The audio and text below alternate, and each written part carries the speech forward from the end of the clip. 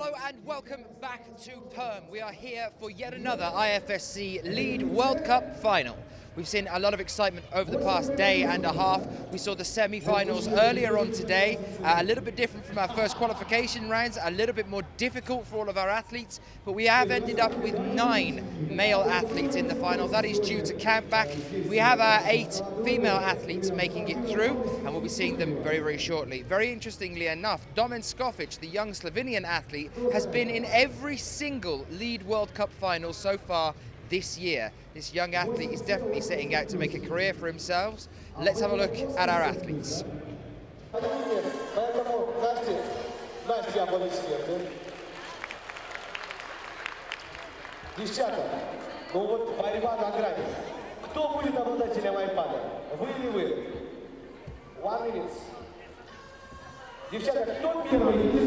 Well guys, welcome back, welcome to the final. Very briefly then, while we do have a look at the start list here, let me make a quick amends to what I just said on that introduction. I was talking to Domen and was noticing he's saying that he'd been in every single final this year. I've realised that he missed out on PERS. He missed out on PERS by 1+ bonus for the final there. Instead of a 30+, which is what he needed to get into the finals in PERS, he ended up in 9th place with a 30. So I will make an amends and apologies for that. He's practically made every single final this year. So there we are, correcting that one. But here we are with our 9 men now. And Domen more than safe. Right up in the top of that pile. Dmitry Fakirov, Gautier Super, Stefano Gazoli, Domen Scofic, Manu Raman, Ramon de Grange, Minhaim Bin, Ramone, Jakob Schubert. Those are our 9 male athletes making it through into our final here tonight. A lot of them, some of the younger athletes as well. Stefano Gazoli, Gautier Super, we've seen a couple of times this year, making it into finals, and then also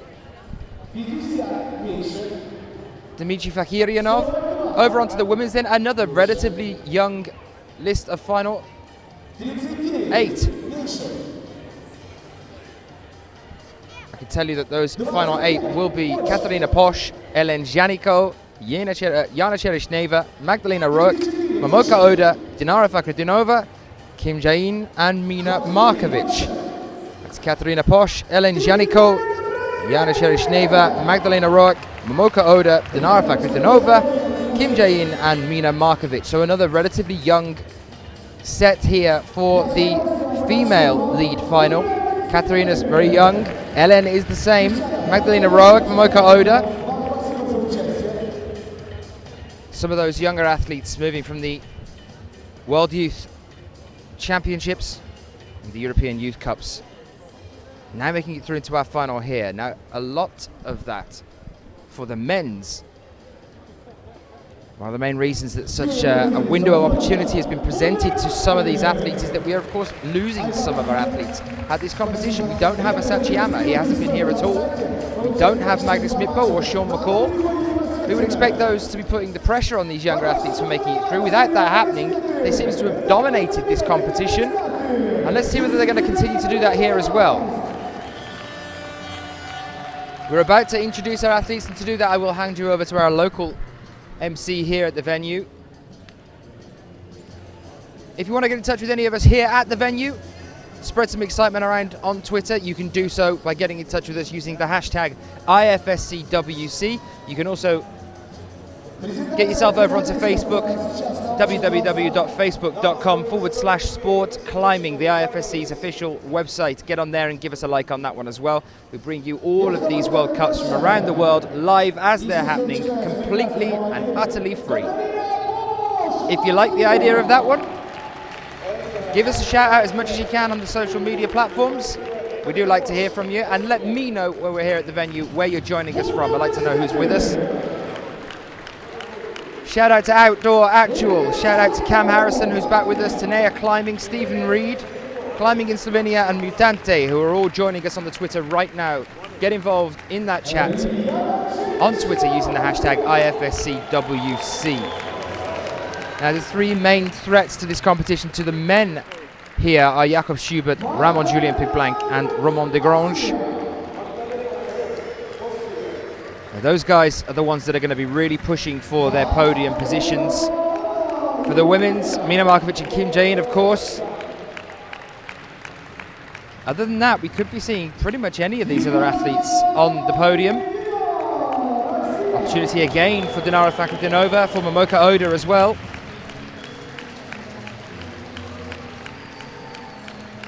And here are our athletes being introduced before observation time. I'm going to hand you over to our local MC for a while whilst we greet our athletes.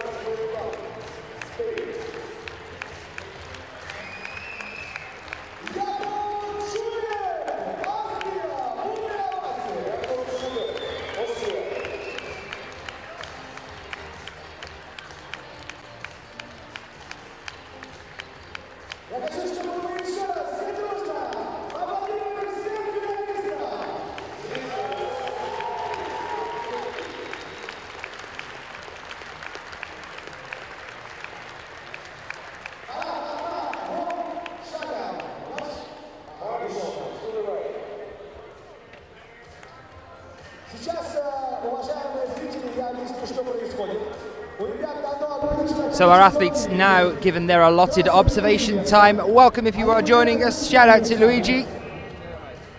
Hello back to you. Get involved on the chat in Twitter. Want to see what you think of these routes as we get started in a few moments' time. For now, though, the athletes are allowed to observe these routes from the ground. Let's see who pairs up with who as they talk through potential routes ahead of them.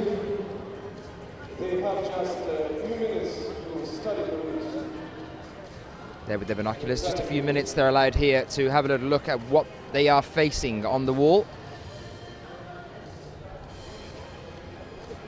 How's everybody doing? We definitely saw the bar being raised on the athletes a little bit during the semi-finals earlier on. We have had our 9th athlete cheekily sneak into the men's there, due to a tie on countback.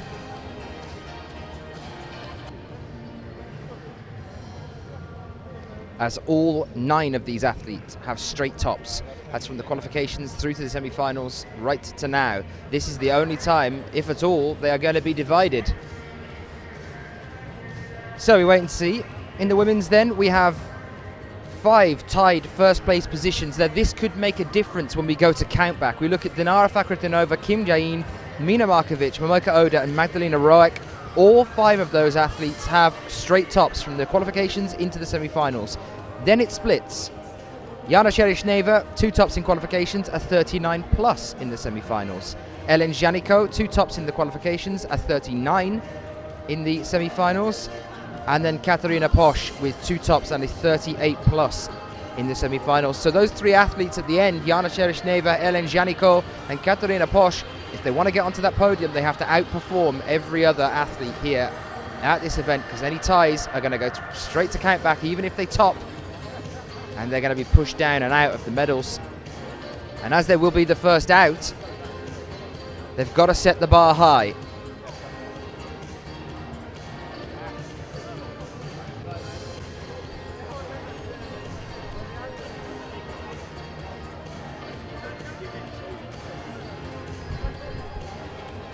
Big opportunity here as well for the French team. 4 athletes through into the final. 3 male athletes, Manu Raman, Raman de Grange and Gauthier Super. And then we also have Hélène Janicot in the women's as well. Big opportunity here for France. Prospective ideas then, guys. Who do we think is going to be on that podium? Send them in to us. Who are going to be our top 3? I'm most interested to think who you think are going to be our top 3 in the women's event. I'm guessing a lot of you go straight to the traditional Mina Markovic and Kim Jae-in. Out of the others, who do you think is going to be coming up and challenge that podium? Let me know, get it into us. Shout out to the circuit climbing. It's back with us again, saying excited to see the finals in a decent hour down here in Australia. I might not be wrecked on a Monday morning for once.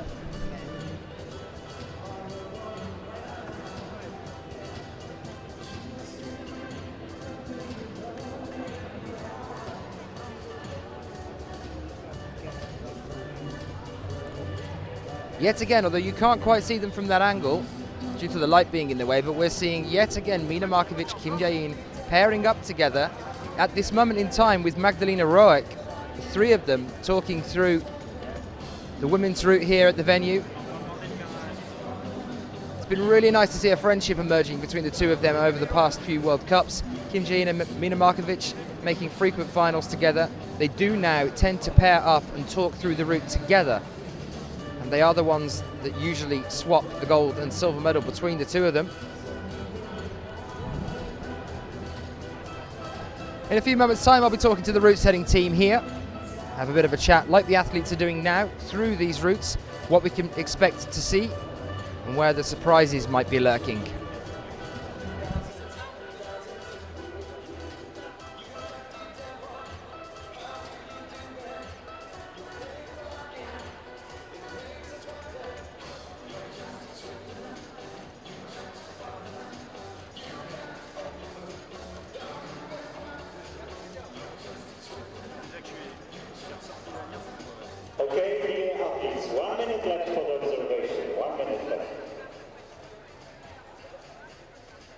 Уважаемые спортсмены, 1 минута осталась до окончания просмотра трассы.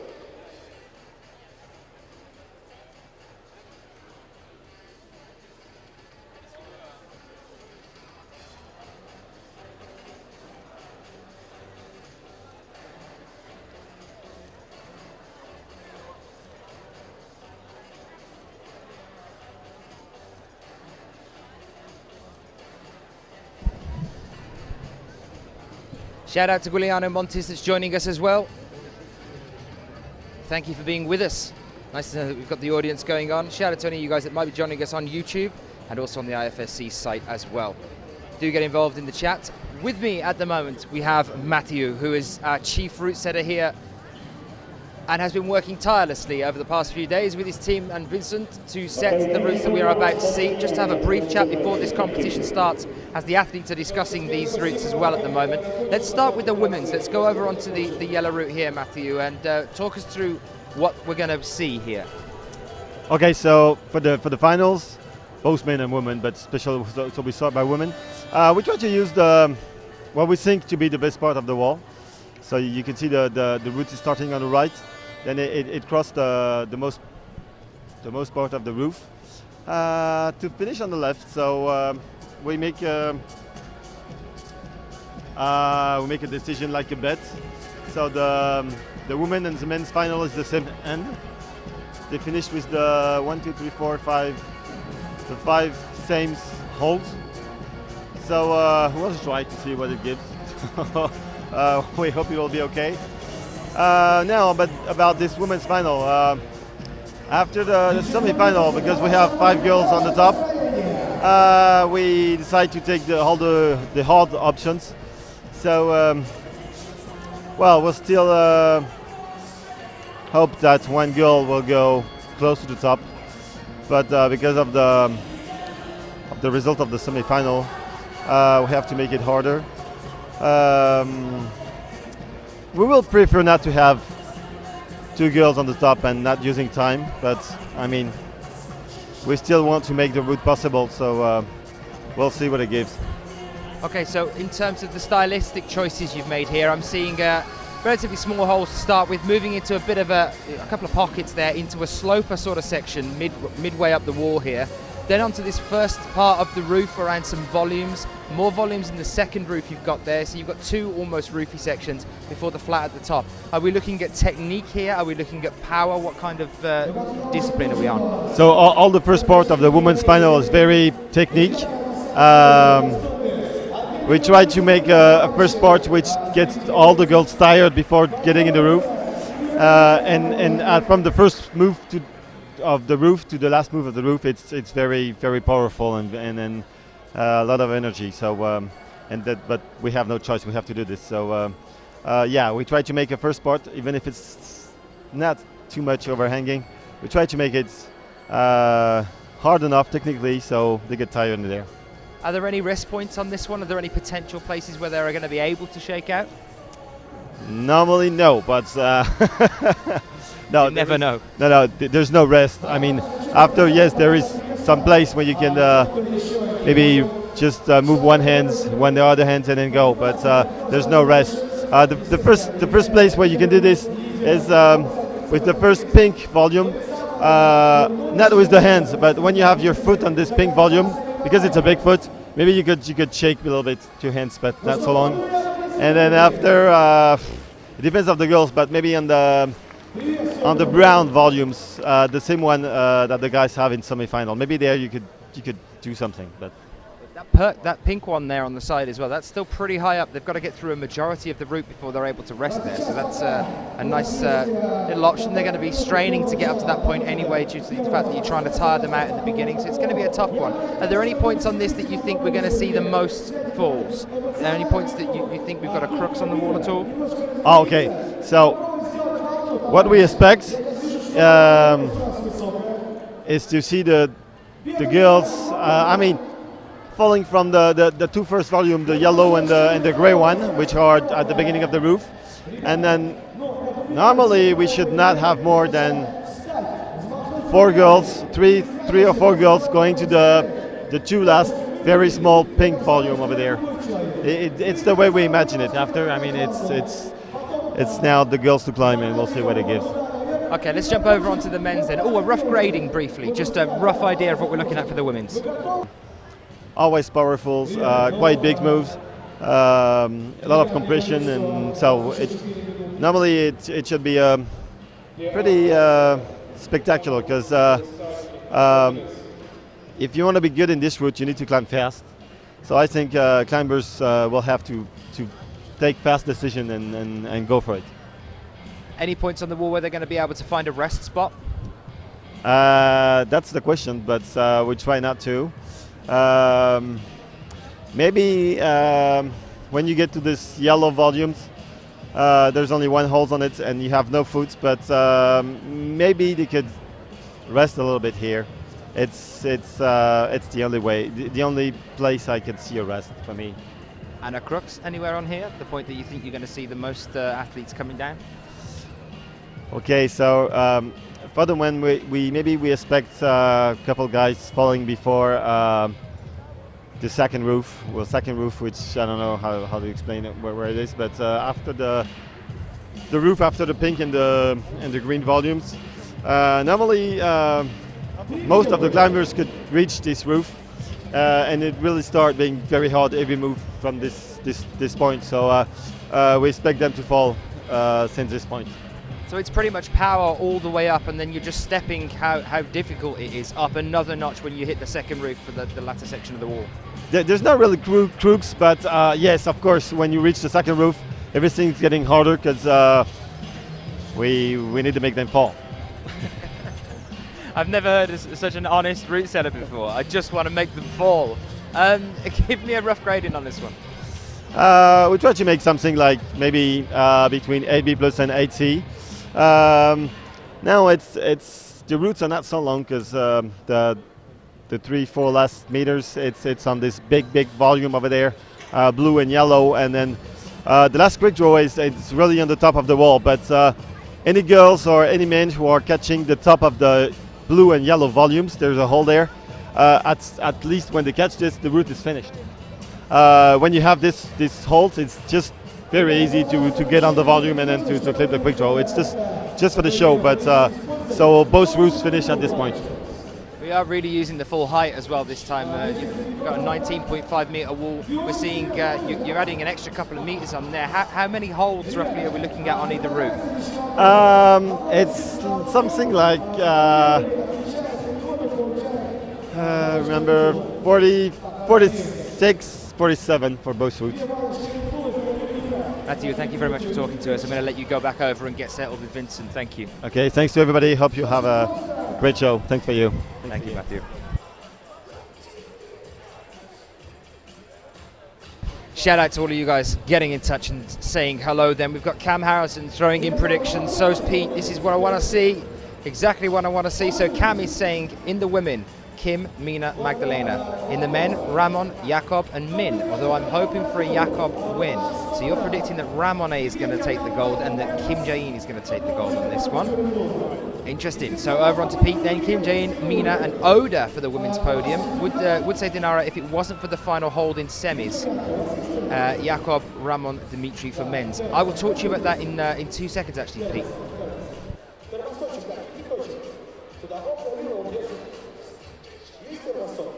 I'm just being told I need to make a quick apology to the people on YouTube that might have been getting in touch with us. We lost you a little bit there earlier on. We lost internet connection at the venue. So do apologise for that. We did have a couple of people just going around randomly just pulling out plugs earlier, and of course for us that's the worst possible thing that can be happening, so we had to go and try and sort that out. Pete, in response to that Dinara issue, what it was, the judges had told her that she hadn't got the top hold. So we were all expecting, oh, okay, she didn't actually go for the top hold, so she didn't get the top. Actually, the last quick draw, as Cam has actually mentioned earlier on in the comments, the last quick draw on a route is the top of the wall. So actually, that top has been given, which means she is tied, Dinara, with that top, with the upper band of the girls. The top 5 female athletes, Mina Markovic, Kim Jae-in, Dinara Fakirova, Momoka Oda, and Magdalena Roic all have straight tops. So they did get their top. Dinara did. Does that change your opinion? Do you think it might be Dinara, or do you think it's still going to be Oda as we move forward into our final? Let us know, Pete. Get in touch. Shout out to you guys back on YouTube as well. Hopefully you're back with us now as we're about to get things underway with our very first athlete, Dmitry Fakirov. This could be a challenger for the medals, I think. I would put him in there as lurking in the background, definitely. After his performance through the qualifications in the semis, nothing's really stopped him so far. He's been very calm, very collected. And when Dmitry gets into that mindset, as we've seen a couple of times this year, he's a very, very impressive young athlete. I don't know whether any of you who weren't in Canada managed to see any of the World Youth Championships this year. I know, Cam, that you were there, but an extremely impressive young athlete, Dmitry Fakirov. Starting off here on our 8B plus to 8C, respectively, route here. According to Matthew, after just speaking to him. Nice big volume section in the middle. First major problem for these athletes, roughly the first sort of roofy section. Just after the pink and green volume that we're going to see a little bit later on. For now, though, he should be okay to warm up into this route.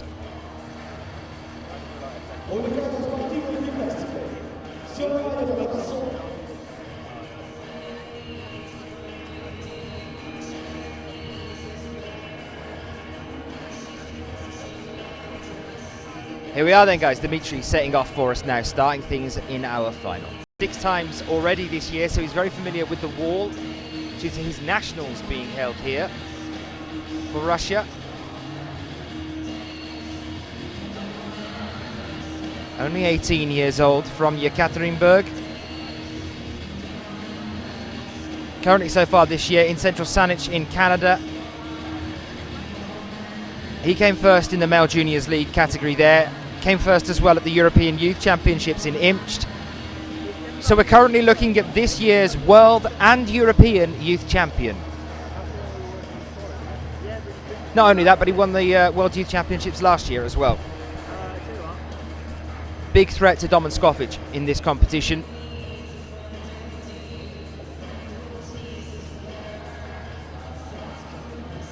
So a powerful route. Only increasing as we move through this compression section in a minute. Bit of a slip there on his feet. Not too comfortable.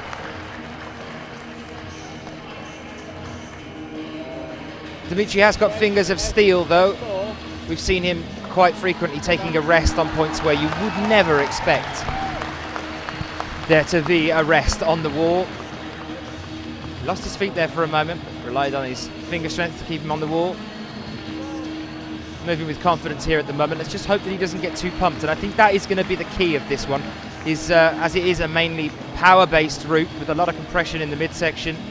It's going to be interesting to see who starts to get pumped as we move into the roof just after this volume section. So he's managed to take a moment and resting here. This is looking good so far for Dimitri. Let's just hope he can keep things under control, keep finding those rests.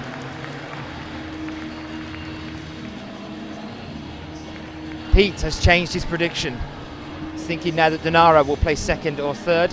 If you guys have any predictions, send them in to us. Get involved on the chat on Twitter using the hashtag IFSCWC. 3 Russians in the final. Yena Cherishna, Dinara Fakirova and Dmitry Fakirov is currently on the wall. So this is the first section now that he's moving up to. These blue holes that he's just gone up with the left 2. Getting across to the left-hand side. He's going to start traversing in a moment once he gets up there through a roof section. This is the first main point that our route setters are expecting some problems. Dimitri just taking a rest here as well.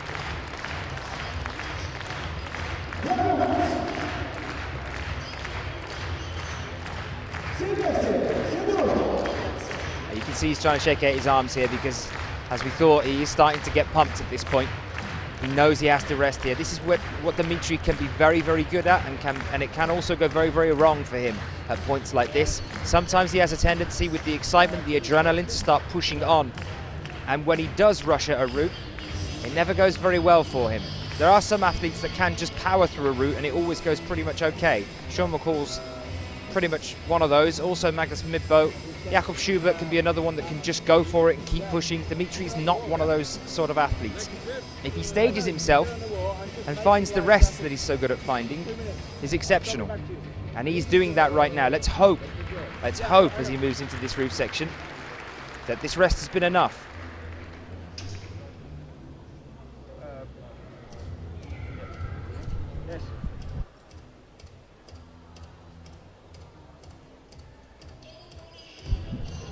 Cam getting involved, saying route looks really hard very early on. Nicolai getting in touch as well, saying looks like a very bouldery male route. Good chances for Schubert then. Interesting call here. Dimitri looking good. Oh, a slip with the foot there. Relying on the hands a little bit more. Now he's got to stop that adrenaline going through his system. He's just shook out all that pump that he had going on in his forearms. There's a bit of a panicky moment for him then. Getting up over this lip's going to be interesting, and then it only gets harder from here on in, according to the setters. This is an interesting point he's finding himself in here.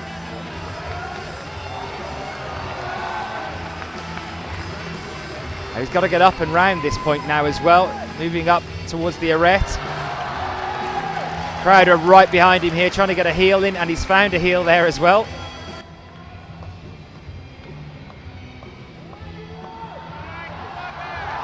It looked like he was going to go, but he's not letting it go yet. Oh, and just coming down as he went up for that blue slope. Oh, well, that's a fantastic high point to start the competition.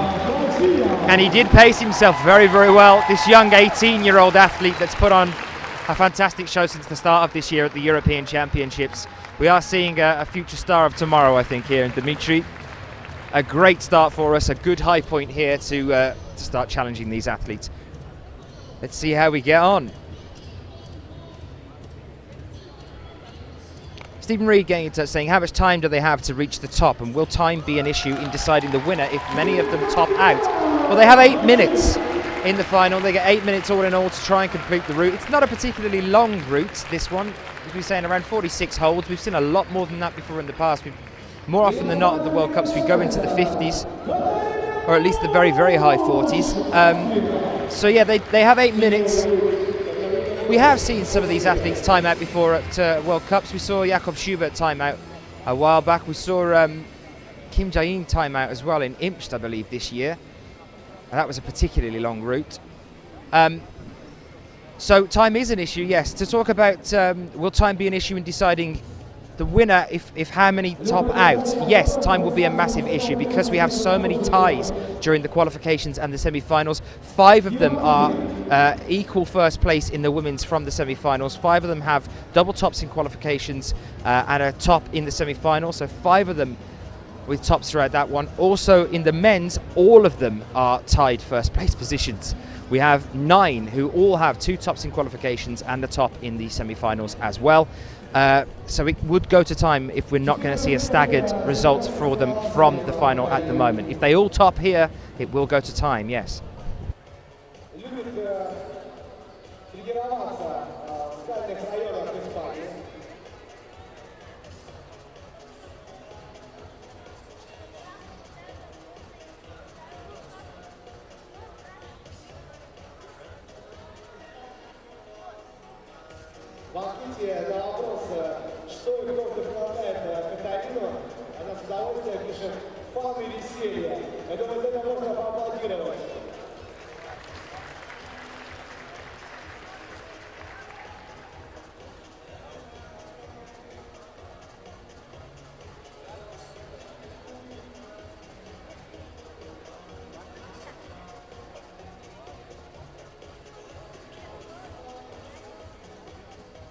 So any opinions, guys, get them into us. Let us know what you're thinking at the moment. We jump over onto the female route now, then the one that we were talking to Matthew about first earlier on.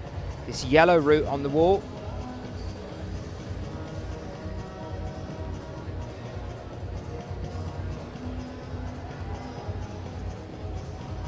So this one's starting off with a bit of a technical beginning. She's onto the slopery sort of section now. It's Katharina Posh for Austria. Starting off with a bit of a technical part, and we move up towards this these first 2 volumes that are about to start creeping into the top of your screen. There's one there just coming in now, the yellow one. And the one next to it, this grey that we're about to start seeing. This point here, moving through these 2 volumes now, is supposed to be the first little crooks on the wall where we could see our first falls. Let's hope that Katharina manages to get past this point. I believe it's this transfer onto the yellow volume that could be quite tricky. Let's see how she gets on here then. So it's just going to be increasingly getting more and more powerful now. As we watch there, you can see Heiko with his it's not a monocle or a binocular, that's a camera there. He's but I don't think he's actually taking pictures. I think he's just using it to look a little bit closer. There you can see him offering some encouragement from down on the ground. Katharina Posh still very, very young. Another one of our future stars that's been moving through the World Youth Championships, the European Youth Cups for the past few years, and has now just started to really create a career of her own on the senior level as well. Unfortunately, that early fall there for Katharina, she is back down exactly where Matthew expected those first ones to fall. At the moment, I'm going to say it looks to be that the women's route looks a little bit more interesting. That's only because of that roof section that's coming up after those 2 volumes. They've got this nice crossover that we just unfortunately lost Katharina on, but then they're going diagonally across a roof section a little bit higher up, and it's going to be quite cool to see what they're going to do up there as well. The men's, as some of you have already said, very bouldery to start us off. We're about to welcome our next male athlete as well. Nice to see John getting back in touch with us as well, showing some encouragement in French to Katharina Posh, who is Austrian for some reason, John. I don't know why. But John from Climbers Against Cancer again, a big shout out for any of you guys that want to get over and onto that website, find out a little bit more about this fantastic charity that has been set up this year, involved with the IFSC and with climbing in general. Climbers Against Cancer, that website for you is www.climbersagainstcancer.org. Get yourself onto there, have a little look at what John is trying to do and what has already pretty much succeeded in doing so far this year. Buy yourself a t-shirt as well, they're all the rage at the moment. But giving a shout out at his predictions for the future of this event then, Jakob Schubert he's thinking, and Kim Jae-in as our gold medalists, hoping that Magdalena does better than last time in Purs. Absolutely, with big surprise to see her falling so early on. I was a little bit wordless at that point. We move on to Gautier Super. I remember that all of these male athletes have tied themselves from the very start of this competition up until now. They've all got tops in qualifications and they've all got tops in the semi-finals. So it's not just that our 8th and 9th participant here are tied, it's that they are all exactly tied, which is a very rare occurrence in the finals, but here we are, we've got 9 all together. Giuliano getting in touch saying men's route looks definitely tough at the beginning. It is a tough start. As Matthew was saying, very powerful from the off. Trying to just increase the difficulty as you get a little bit higher up. He's giving it an 8B plus to an 8C rating, grading rather. Gautier Super here for France.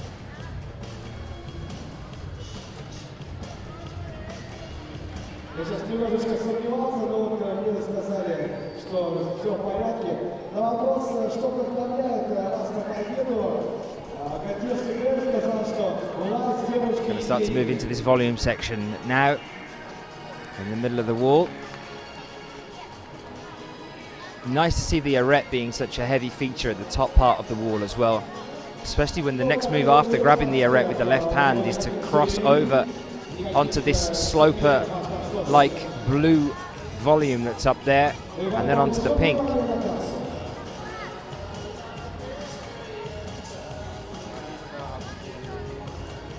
We'll wait and see whether Gautier is going to get up there. 22 years old Gautier, world ranked 19th at the moment, World Cup ranked 7th for this year. Made finals in Briançon, in Imst as well. Came 10th at the European Championships, came 11th at Purs just recently. So as you can see, he's frequently ending up in the top 10 athletes at the World Cups at the moment. Becoming a frequent finalist as well. Not that he hasn't done so before. The last medal for him, though, was way back in 2010, where he took a bronze medal in Zinning.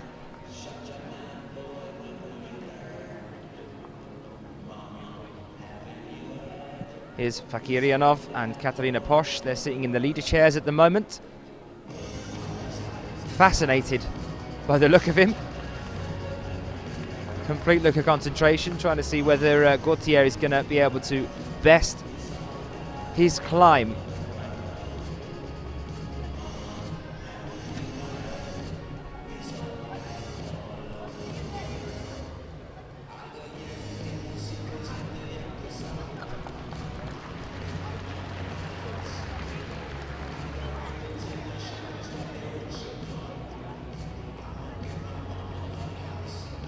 Now Dimitri took a rest here. Gautier is having a little shake of the right hand. Dimitri managed to sit down onto that pink, swap his hands on the next blue hold and shake both hands. Gautier is taking the same opportunity here, the same point to rest before the roof. He knows what's coming. And here we go.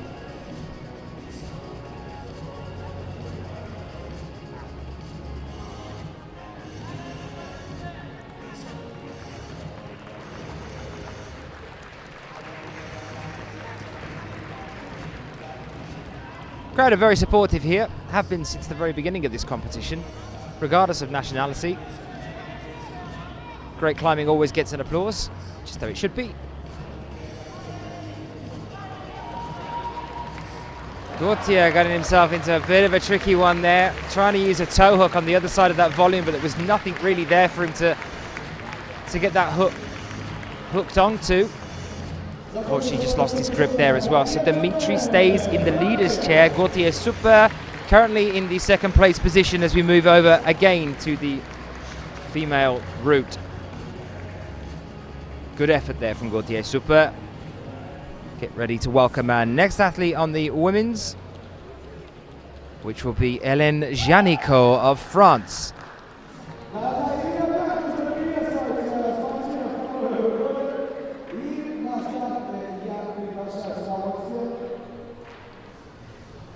How's everybody doing then? What do we think of these two routes so far?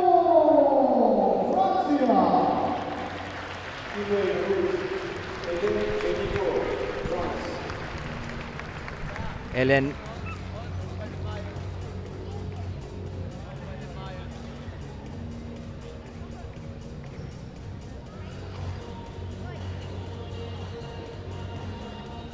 Another young athlete from France, only just starting to emerge from the youth competitions. 19 years old, world ranked 4th at 19.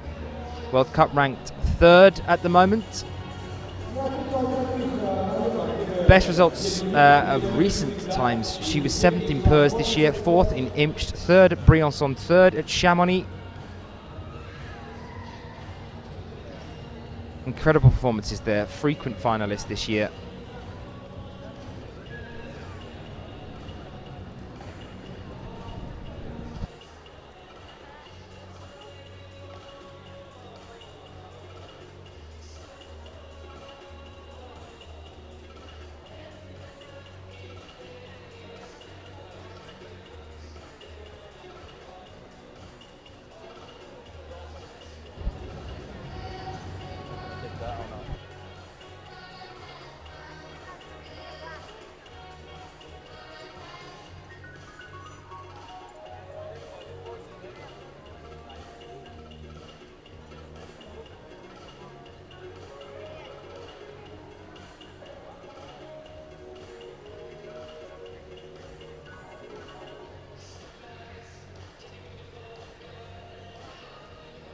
Если говорить про Елен и про ее достижения, можно отметить, конечно, бурными аплодисментами, что она занимает 4-ю строчку в мировом рейтинге. Hélène looking strong here at the moment. Gold medal in Briançon last year, gold medals on the female junior lead series and youth cups in Voiron, in Pau and in Edinburgh in 2011-2012. She's seen herself quite a few times at the top of a podium. Last time for the IFSC senior events though was last year in Briançon. 2 bronze medals already this year though, one of them at the European Championship.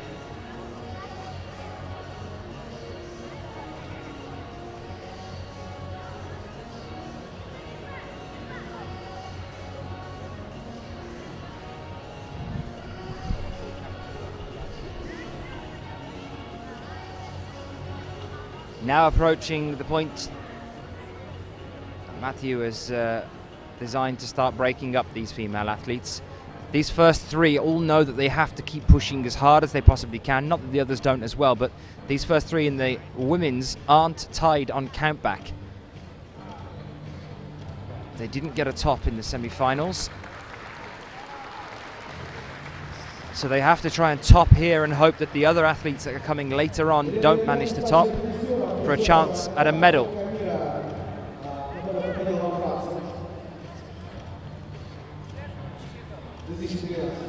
Moving on to a new high point now then for our female athletes. Hélène Janicot looking really good here still. Really controlled. Not too pumped. Now she has to move into this cross through this roof section. You can see just to the left hand side of her.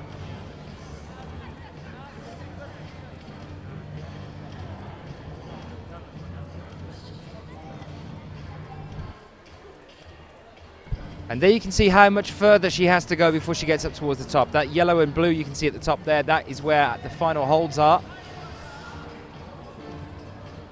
There you can see it all the way up to the very top. Incredible flexibility here. She's taking a rest by splaying herself between this point. She's really having to bend into that point on the wall to stretch out a little bit. That was a pretty impressive moment of resting there. Shout out to Kyle Flood that's getting in touch with us during the day in Chicago. Oh, and unfortunately we lose Hélène at that roof section. She's now going to be onto the leader chair at the moment, knocking Katarina Posh off that one. We have to wait and see to see whether she's going to be able to hold on to a medal as we move on to the second part of today's final. We're about to welcome our next male athlete, Stefano Gazoli.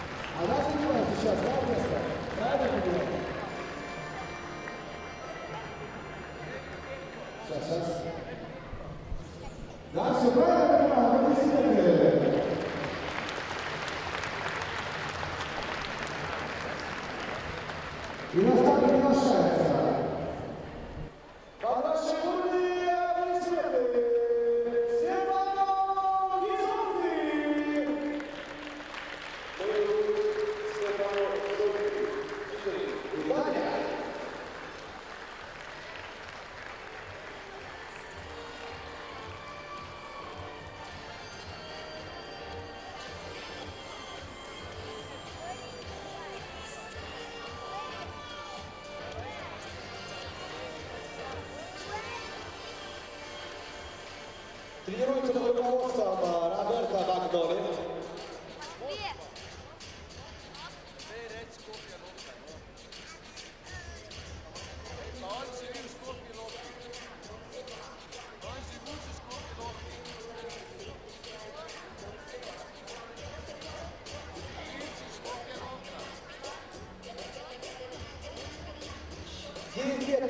Увлекается и тренируется. Василий Сибирского.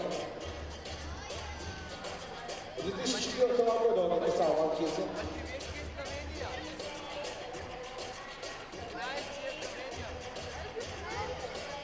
Предпочитает тренироваться, но нравится ему тренироваться, написал, естественно, в Италии.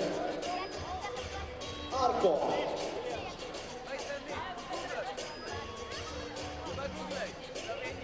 Вот мне говорят, Марко круто, кто был Марко?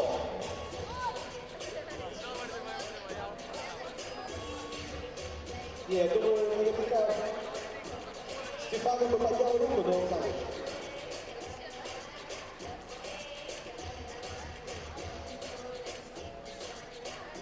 So both routes at the top of the wall cross the same point. This upside down triangle, the yellow and blue triangle, both of them cross over that point, over onto the other side for the top. This, the men's, really bizarre section around the arête that we saw Dimitri struggling with a little bit later on. That nice roof section that we just saw Gautier Schubert struggling with a few moments ago as well. Now Stefano Gazoli, and his turn as he starts to push into the volume section, the middle of the wall. 20 years old from Torino, Stefano. 6th at Briançon just recently. Made the finals there. The last time we saw him take a medal on the senior level, though, was at the World Cup in Zinning last year. Last year, he was also still competing in the junior category, European Youth Cups.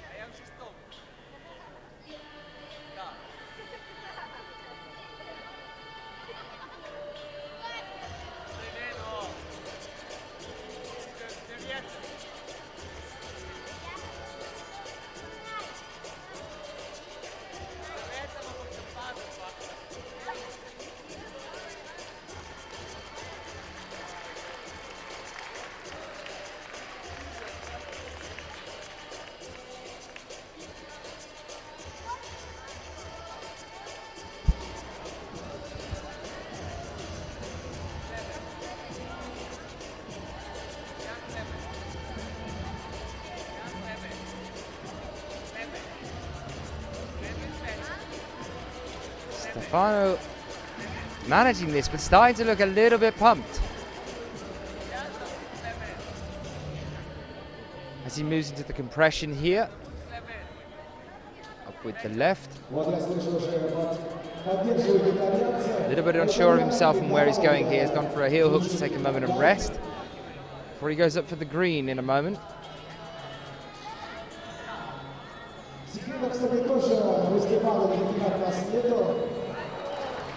Slip with the foot there. It wasn't in his hands or his arms that cost it him. It was the foot that came off that green hold underneath it. But you could just see he wasn't exactly sure of what he was doing or where he was going there at that point. Unfortunately for Stefano, that's very early on. That currently puts him in the bronze medal position.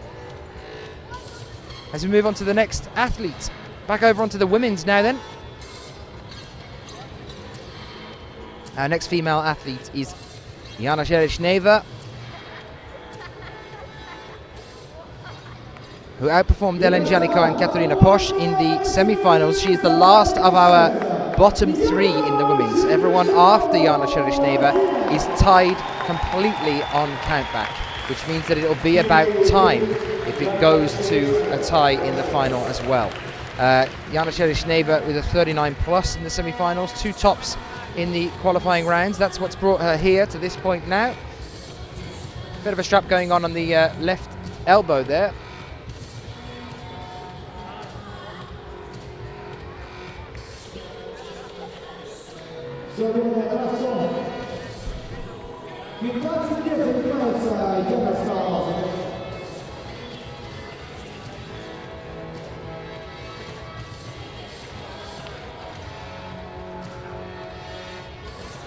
A real shame to see Stefano go there at that early stage. Want to see some guys challenging Dimitri, who's sitting on the leader's chair at the moment.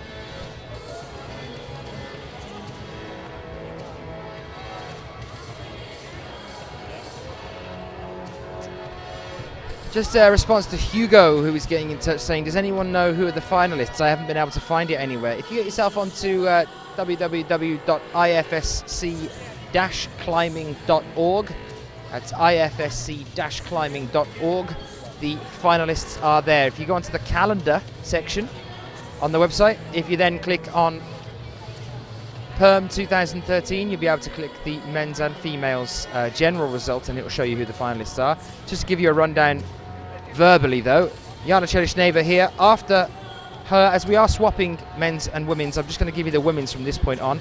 We have Magdalena Roic, Momoka Oda, Dinara Fakritinova, Kim Jae-in and Mina Markovic still yet to come. In the men's, we have Domen Scofic, Manuel Ramon de Grange, Min Hyunbin, Ramon Julian Puplank and Jakob Schubert yet to come. All of whom are tied. It's going to be an interesting one.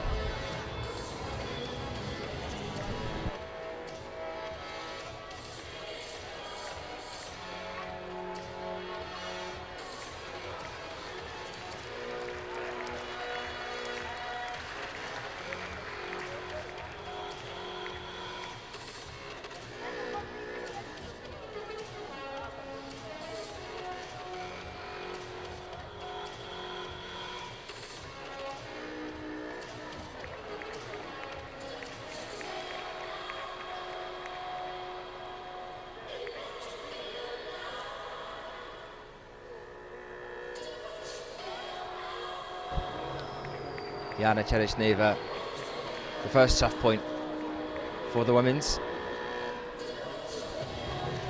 Been looking good so far in this competition. 24 years old, lives in Moscow.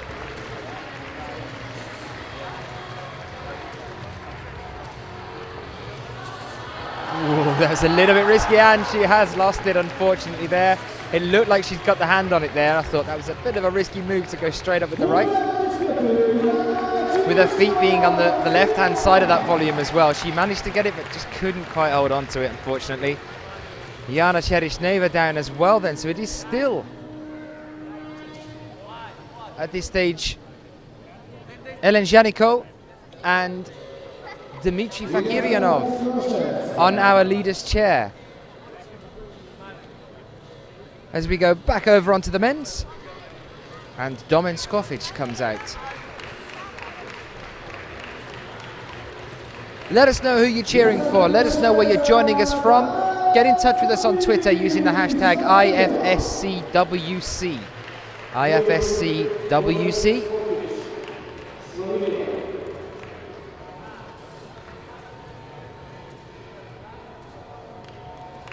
As Scofic comes out onto the wall.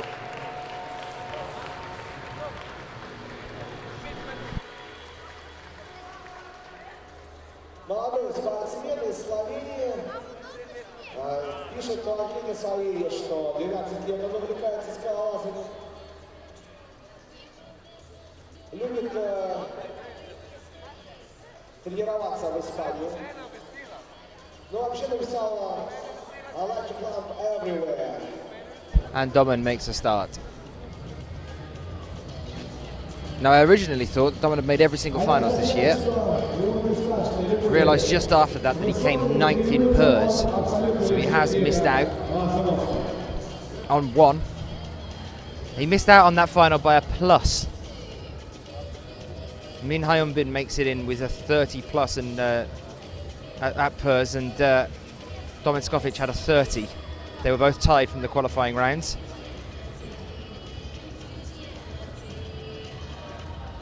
But he has had a fantastic year so far this year. We saw him in Central Sanic at the World Youth Championships still this year.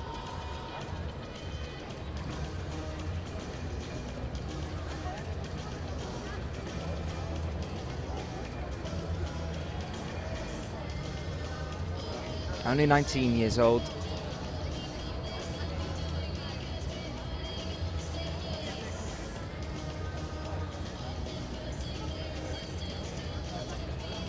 Now, I said at the start of the event here that Dimitri and Domen are the main ones in competition with each other. Around about the same age. Both been frequently on the Youth Cups and the European Youth Championship, also the World Youth Championship. Both of them making finals quite frequently. Is Domen going to be the one to challenge Dmitry Fakirov for that spot on the chair? What are your thoughts? Send them in to us.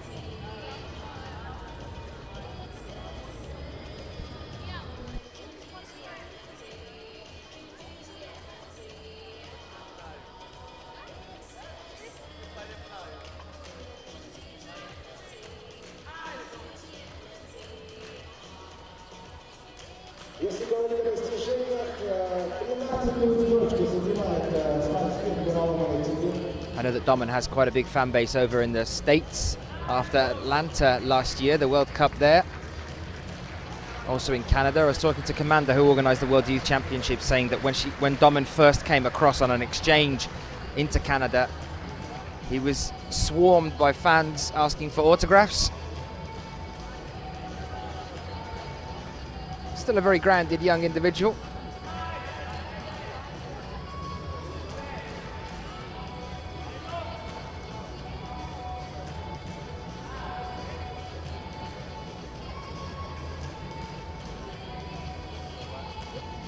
Lena offering some cheers of support in pretty much every known language on Twitter for us at the moment. And unbelievably, despite all of that, Lena, we're losing Domen at a really early stage. Look at that. You can see how he feels about that one. Clearly not very happy at all with that surprising moment for him. He's not going to be very pleased there at all.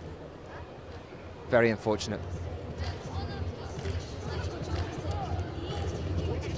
Well, they've definitely had a bit of a shock here, considering how they've managed to get their tops at the qualification stage and the semi-final stage. They've definitely had a bit of a shock as we've come into the final. This is an 8B plus to an 8C grade of route, according to our route setters. The women's is around an 8B. We're using all 19.5 meters of this wall in Perm. And it is still Elin Janiko, Dmitry Fakirov.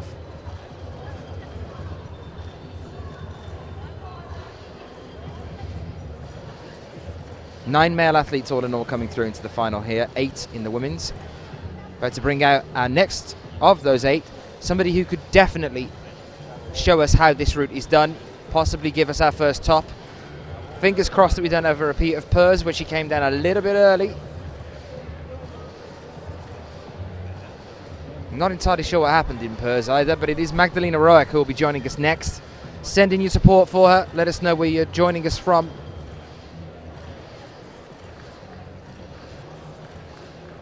As yet another one of our young stars comes out onto the stage.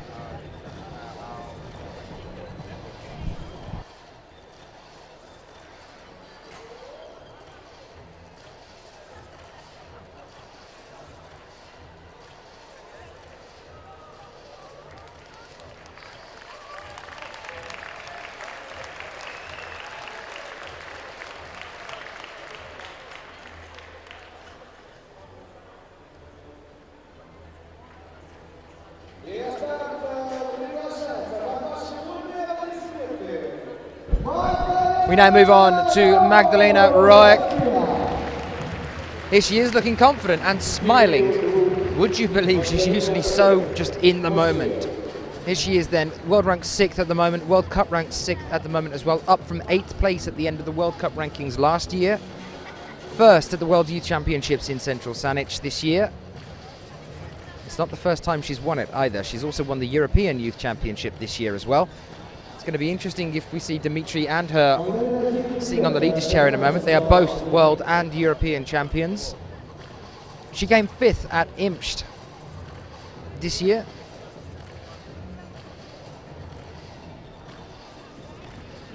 And interesting about the shock that we had from her in Pers in the final, very unfortunate event, because she took the bronze medal last year in Pers.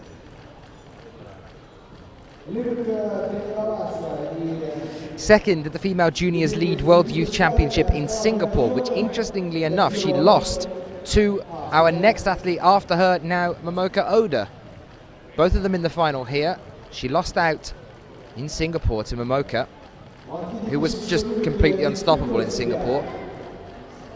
All of these previous comps that I'm talking about, by the way, guys, you can get your hands on them or your eyes on them anytime you want to by getting yourself onto YouTube and onto the IFSC channel, which I know a lot of you are on at the moment. You can go back through all of our coverage over the past 2 or 3 years, sorry. They're all on there. So you could, if you fancied it, you could go back and watch Momoka Oda beating Magdalena Roic in Singapore. Cam saying that heel hook did not look solid at all. Side of that pocket has no texture on it from what I know. Climbing Slovenia saying too bad for bad heel hook, Domen. Shout out to Jennifer Marie, who's tuning in from Baltimore in the USA. It's bizarre to have so many of you joining in from the US. I know we're usually holding these World Cups when you guys are still sleeping. It's great to see you here live while we're actually hosting the competition.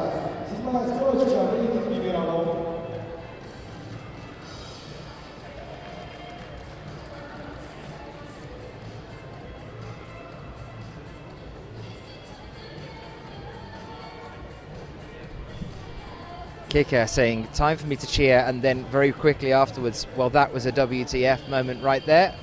Absolutely, a real big shock there for Domen.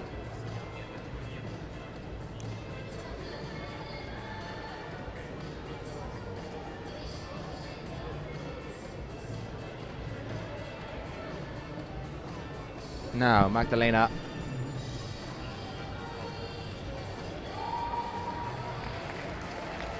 Attempting a heel hook there. She's kept the legs a little bit further down.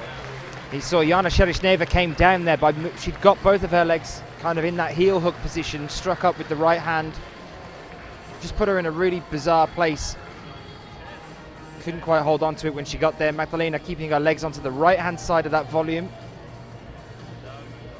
A little bit shaky with the feet there for a moment. Starting to challenge Ellen Janiko here.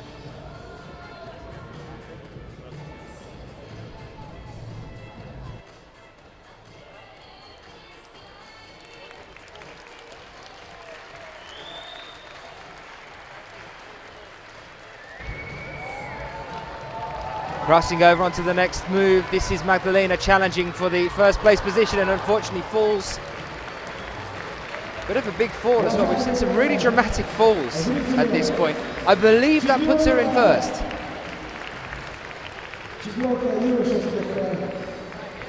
Yes, it will put her in first, as not only she moved a little bit further, she's also beating Ellen Janiko on countback as well. Still no tops, guys. They're definitely up to their game here.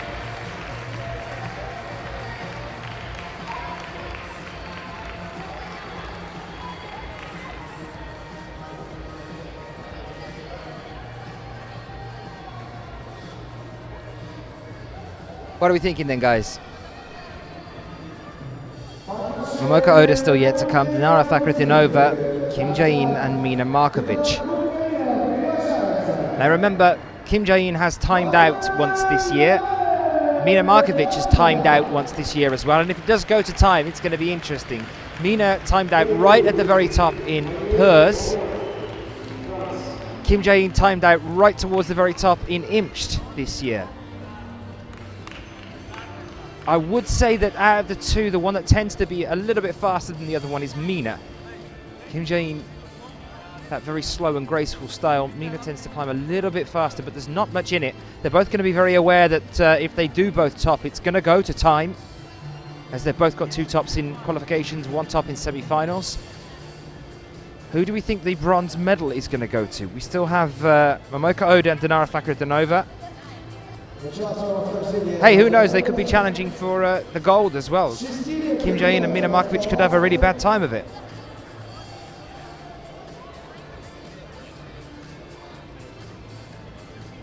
Great Conholio shouting some support for Magdalena a few moments ago. We now move on to Manu on the men's.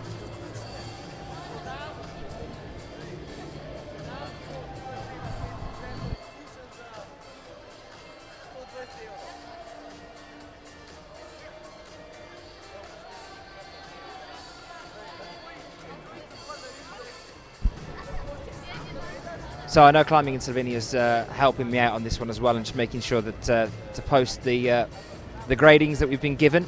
The women's is an 8B, just to refresh you if you have just joined, and the men's is an 8B plus to an 8C. To be honest, it's kind of living up to that name at the moment as well. We saw an 8C just recently in the finals in PERS, with that crazy dyno.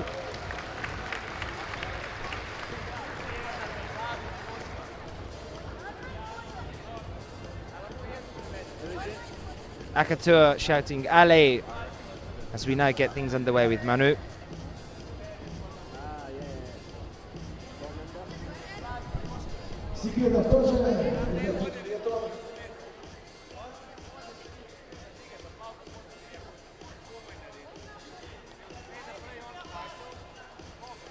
Свободный от скалолазания Романа увлекается парапланом.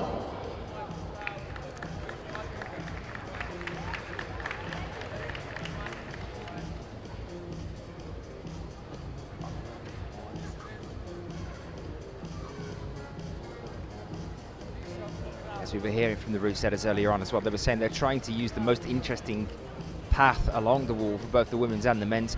We've definitely seen that happening with the women's so far. That cross over the roof is looking really interesting.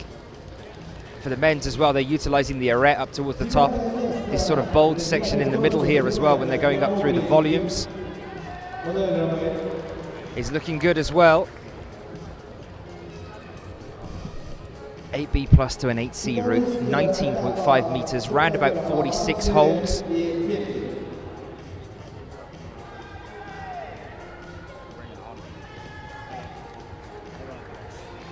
Manu's still looking pretty strong here. Let's just hope we don't see a slip ahead. And it was exactly as I said it. Unfortunately, going out with that left hand, then concentrating so hard and trying to get his hand in the right position on that blue hold ahead of him that his foot came off the green volume underneath that he'd got his foot onto as well. So it is still Dmitry Fakirov in the men's. This is getting intense. It's definitely getting intense for Dimitri.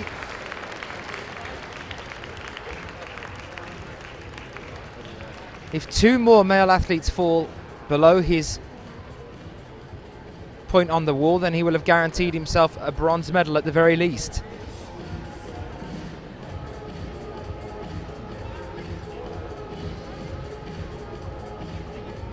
A shame there for Manu.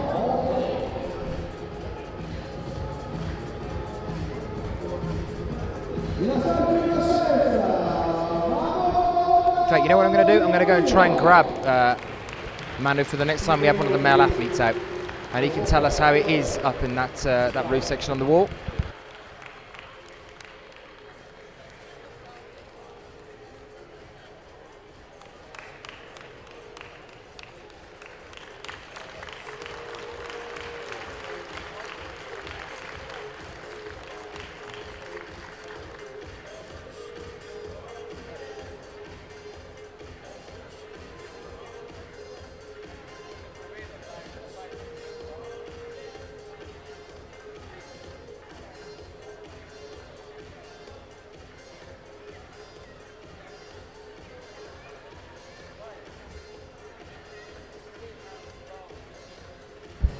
Okay, Momoka Oda then.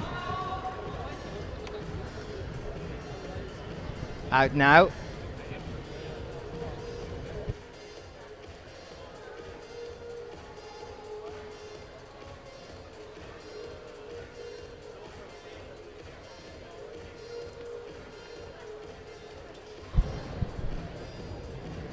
And let's see whether we're going to have a repetition of Singapore 2012. Is Momoka Oda going to be able to trump Magdalena Roic here?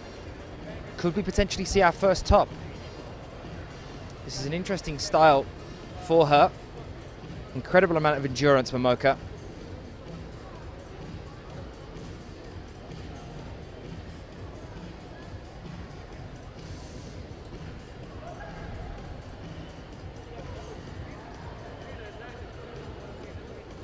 Giuliano getting in touch saying, love Raman's style of climbing, smooth and sharp.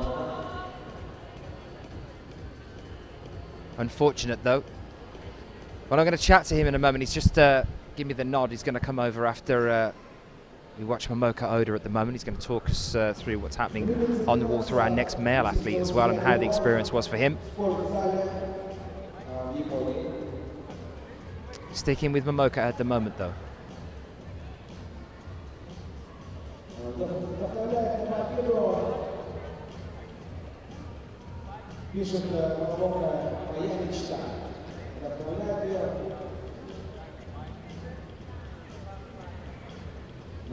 Very focused, very controlled at the moment, very relaxed.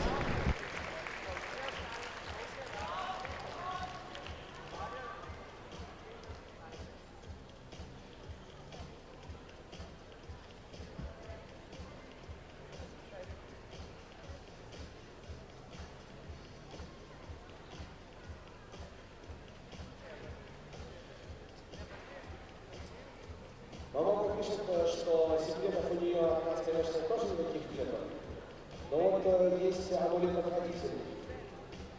Это что касаемо суеверий, видимо, берег такой применяется.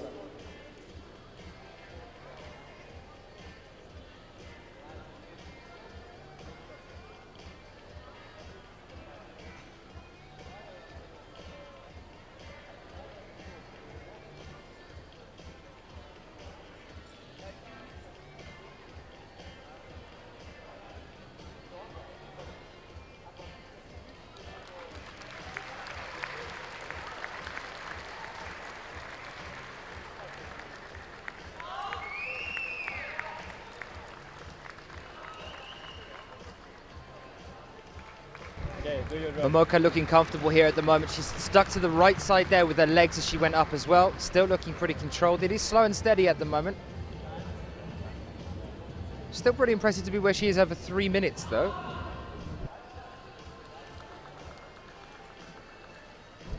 So this is currently the positioning that we have at the moment. These are showing you where our other athletes have reached. There you can see the gold medal up the top to Magdalena Roic at the moment. Just a little bit further than Ellen Janico. And below that one, Posh. So Oda now starting to push into that roof section. Taking a moment to shake here. 19 years old from Yamaguchi, Mirko Oda. World ranked 7th already. World Cup ranked 4th so far this year. Definitely has been one to start challenging a place on the medals at the moment this year. She's already taken a silver in Imst, a bronze in Purs. She's took medals at the bouldering this year as well in Chongqing, and unfortunately, just as she moved on to the move that could have potentially started to put her in the competition with Magdalena Roic, we just lose her as she reaches for that one. So I believe it's still Roic sitting on the leader chair at the moment. She didn't quite get a hand to it. 4 minutes 18 seconds roughly that took her to get to that point of a total of 8 all in all. While that's going on and while we're waiting for our next switch around, time for me to welcome Mano, who's come over here to chill out for a little while and is going to have a bit of a chat through Raman de Grange on the next route. How are you, Mano? We're fine. Good climb today, so happy to be there and happy to be a journalist right now. A journalist? Are you making notes? No, just commentary and as your job. Talk to me about this. We've just seen you go up there. Fantastic effort. It looked like you were just trying to sort out your fingers as you were getting onto that blue hold above it, and then slip on the foot, and that's what brought you down. Is that right? Yeah, I slipped on the foot, but I did a little mistake with my foot. It was not on the good hold, so I did a really good effort before, and I'm not sure I can do better. Now, the first thing that you said when you came over, I said, how was it? You said it was hard. That was the first thing that you said. Was hard, yeah? We met. The route was hard, yeah, really hard, and we have to take a lot of risk since the beginning of the route. So I think it's a big AC, something like that. Any point that on the midsection there with the volumes, there's a lot of compression going on. Was there any point that you thought you were getting a little bit too pumped, or was it, you slipped at this point on the top there, but if you hadn't have slipped, did you still feel comfortable in yourself? Did you still think that you would have been able to top if the slip had not happened? Where I slipped, there was just a little rest just just after. So I think I can do better, but I need a rest to continue. Now, I wanted to talk to you as well as we are now starting with Raman de Grange, and you can talk us through some of the stuff that he's going to be doing as we walk up this one. But I wanted to talk to you about the past couple of years for you. Now, talk to me a bit about the injury. I know we've had this talk before about the injury. I think, was it 2012? Can you repeat, please? The injury, you had an injury. Was it a stomach problem in 2012? You were Yeah. talking to me about it in Briançon, I think, last year, and I couldn't remember exactly what happened. Yeah, I did a competition before the season, bouldering competition, and I broke my abdominal muscle. So I restarted to climb just for Briançon. It was my first day for climbing with the World Cup, so a little bit hard. So. And you came second there then when you were restarting? No, not this time. Oh, this year you mean, sorry, yeah. No, next year I was broke, but previous year I was second. Right, so it was 2012 that the injury happened. 2011 was the second place position. Exactly. This year you're back again, you're feeling comfortable. Do you find any reoccurring stress there at all? Does it hurt at all anymore? Or? Yeah. All is okay, no more hurt, so I hope I will continue like that without hurt. They're a big problem for athletes. We've seen a lot more and more people are really looking after their back, their shoulders. They're getting more strain injuries. Any advice to anybody that is a climber back at home that might have been under a training regime? They're putting on a lot of training at the moment. Any advice to them about how to avoid injury? Don't understand all your sentence. Any advice to anyone back home who is training at the moment on how to avoid getting injured? Avoid? What is avoid? To avoid is to not get injured. Any advice on how to, is there a proper, should they be paying attention to warm up? Can you tell when you're getting to that point of injury? I don't understand what you say. Okay, Manu, don't worry. Let's move back over onto Raman de Grange now. That's moving up onto this upper section here. So at this point, how's he looking? It looks good and very easy because since there it's really hard and hard to cliff the draw. So it looks very good. Yeah, and there is a little rest, I think. So today is really, really strong, and I'm sure he can do a podium today. Well, he's starting to challenge Dimitri now. He's about three moves away from getting up onto that arête. Just got to sort out his feet here and then make this crossover as well. How was his response to the European Championships? You obviously talked to him after that. The European Championships that he won this year in Chamonix? Yeah. Was he happy? Me? Oh, him. No, him. Yeah, him. He was so happy, and he make a long time to understand what's happened and to come down from his cloud. Current European champion here. Where is it from?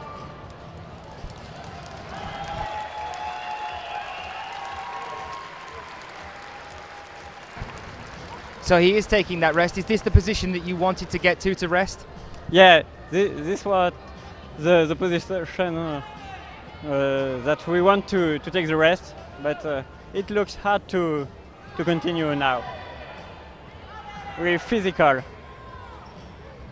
This is the same sort of move that we saw Dimitri going for with the foot and hand onto this this blue here. He actually went down a little bit and back up again towards the arête to get there. No, not Dino. He went down a little bit, Okay. and then across and got the arête to come up to the blue there. What do you think the Grange is going to do from here? I think he should cross with the right hand. I'm not sure. Yeah. Oh, shit. A real shame because it's a really tough move and he looks so strong up until that point as well. So that I believe puts him up into the second place position at the moment. He's second for the moment. I think so, second at the moment, yeah, with Dimitri. I think he's not happy because it was very easy still this moment. He looked very relaxed at that Yeah. point, yeah, and I think just spent a bit too much energy getting onto that. So what's next for you after you finish the competition here? You back to France for a while? Yeah, we're back to France for 7 days and go to Korea and China. And you're doing all of the World Cups for the rest of the year, yeah? Yeah, we do all the compete and after a big rest and we travel and party and spend time with family and girlfriend. I love how much that the partying is an important part of the training, yeah? Yeah, for sure. It's really important. After the season, really important. Mano, I'm going to let you go and speak to Raman de Grange now. Thank you for chatting with us. Okay, thank you very much. Manuel, Raman, talking through the route a few moments ago.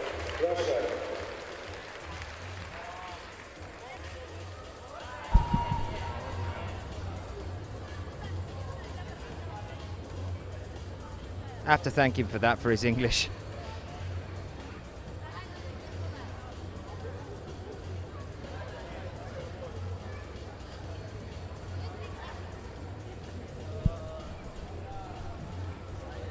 So,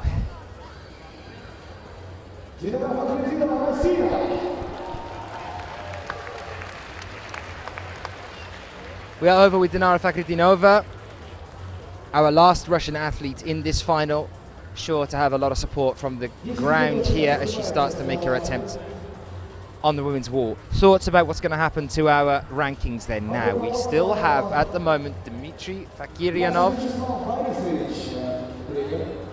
on the leader chair.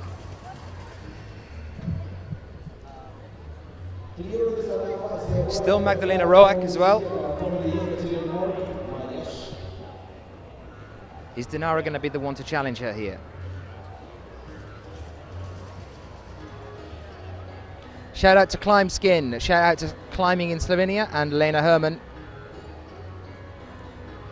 who's on to Gamba Gamba now as well.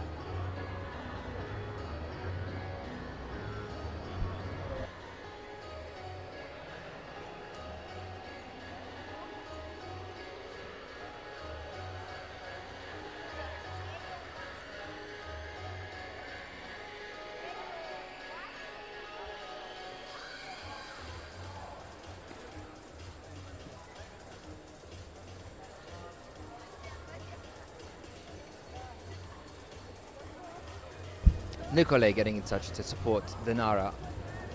Cam asking, does De Grange usually climb without a chalk bag? Not normally, not that I've noticed.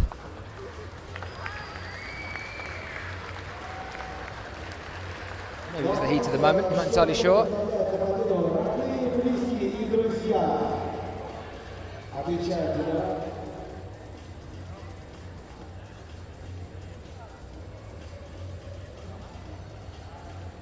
Here we can see our two leaders in their chairs at the moment then, Dmitry Fakirov and Magdalena Roic, both of whom are under quite a bit of pressure right now. Dmitry can relax for the moment, whilst Dinara is climbing.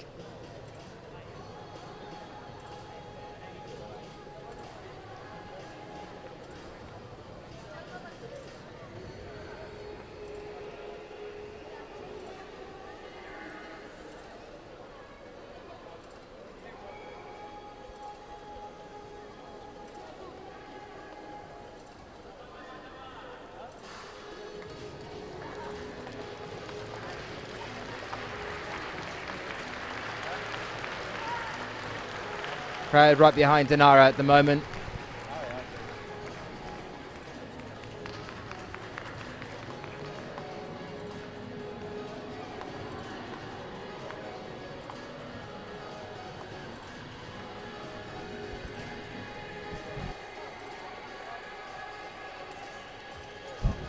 Just menacing in the middle there of the two people you can see in that side shot. Dmitry Sharafutinov there, looking very intense at Dinara.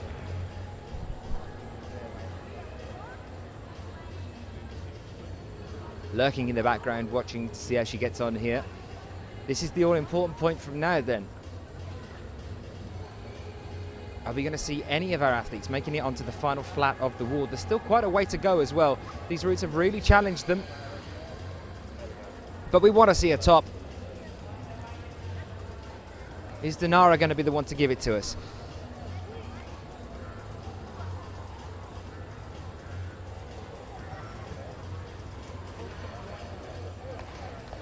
Taking the rest there, which is what Matthew said he thought would be happening. The crowd now spurring her on. Now these next few moves, she's going to have to be very careful here. This is a big move now. She's going to let go. She's got herself into a bit of a strange position there. There wasn't really much for her to go on. Trying almost like a little pop there. Our 20-year-old athlete, Dinara Fakirova, world ranked 3rd at the moment, guys. World Cup ranked 5th, unfortunately, coming down there. So Magdalena Roic has definitely at this point secured herself a medal. That's at least the bronze.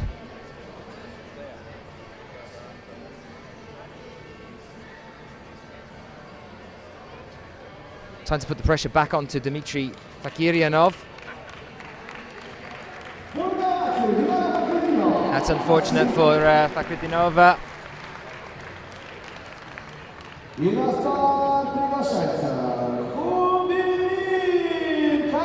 Min Hyun now emerges.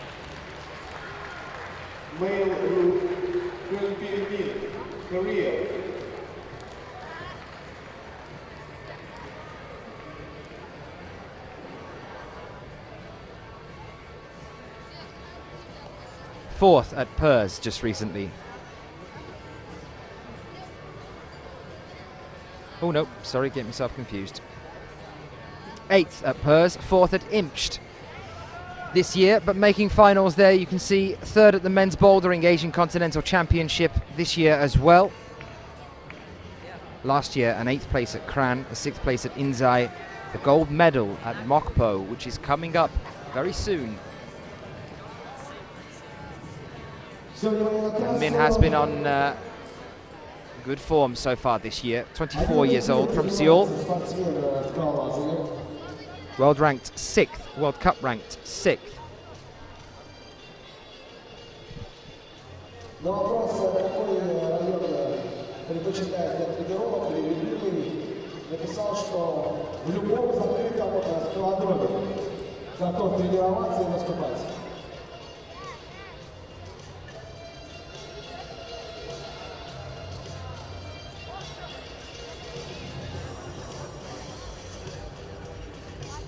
Но вот что мне оставляет внимание мое и ваши, уважаемые зрители, что вдохновляет на победу — хороший маршрут.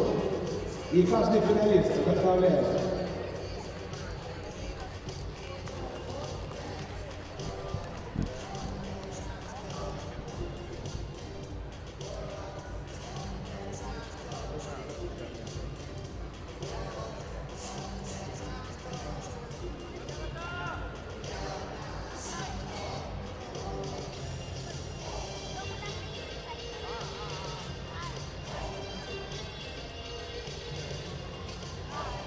Okay, we start to move on to the volume section now.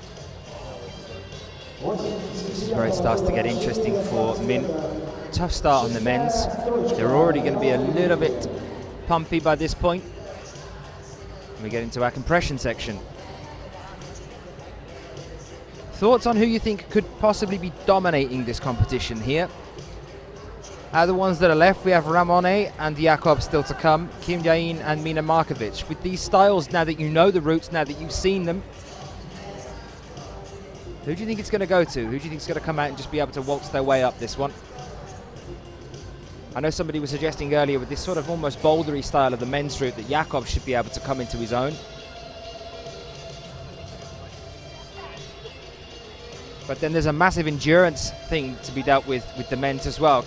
Continuously sustaining this sort of power, especially as you move into the roof. Now that's Ramon's speciality, so that's going to be an interesting one.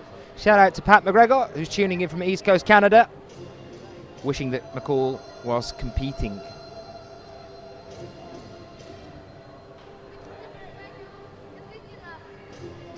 As I said earlier, we've lost Sean McCall, Magnus Bippo, Jörg Verhoeven and Sachi Amma at this World Cup. None of whom are here, or have been here, during the qualies or the semis.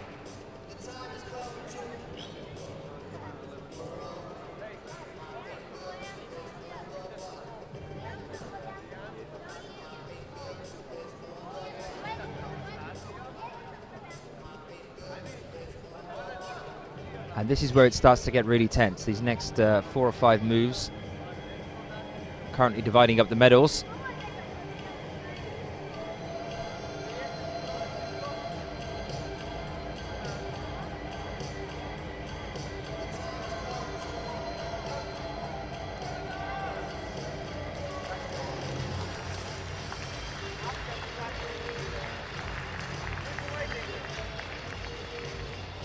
Увлекается футболом, конечно же, Posh.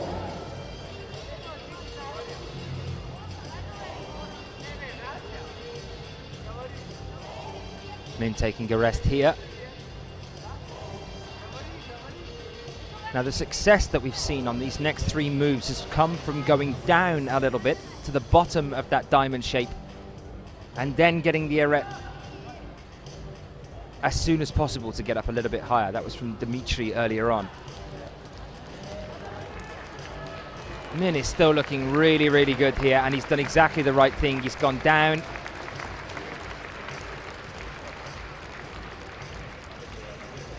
Very tense now.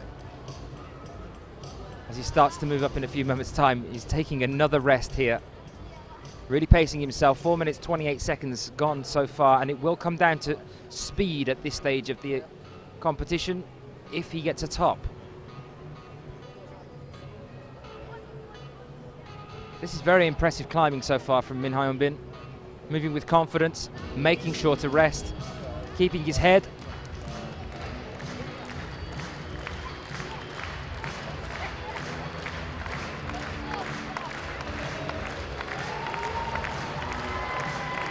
For a heel hook on the right-hand side.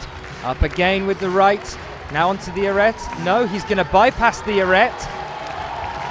And this now puts him in the lead. Now this is a difference we didn't see in Dimitri's climb. That's probably what got Dimitri into some trouble, actually. It's getting across there. That's quite a sloper hold at the bottom of that blue volume. Tense moment there, and unfortunately just losing it. But that's put him right into the gold medal position, and means now at this late stage in the game that Min Hyun-bin has at least guaranteed himself a bronze medal at this point. Fantastic effort there from Min Hyun-bin. At least the bronze.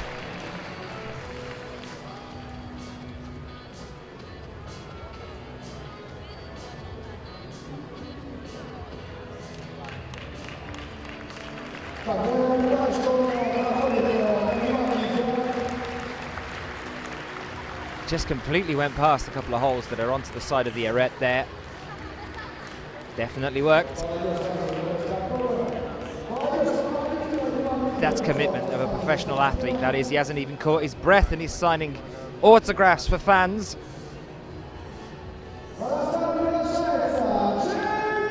Right, now it gets even more exciting. We move over to another athlete from Korea, and Kim Jae-in comes out onto the female route.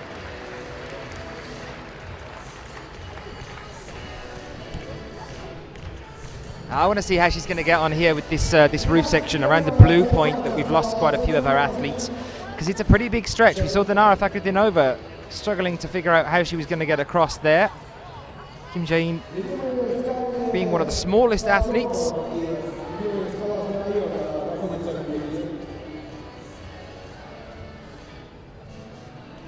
Great effort from Hyunbin.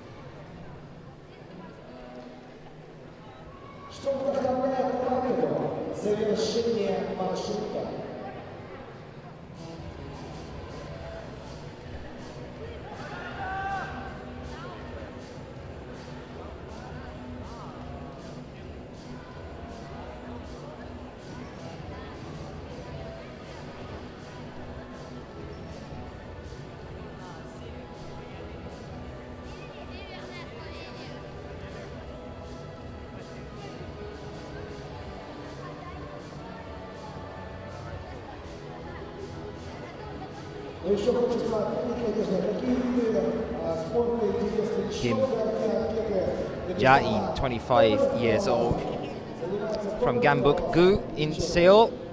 World ranked number 1, World Cup ranked number 1. Was World Cup ranked number 2 at the end of 2012 and 2011.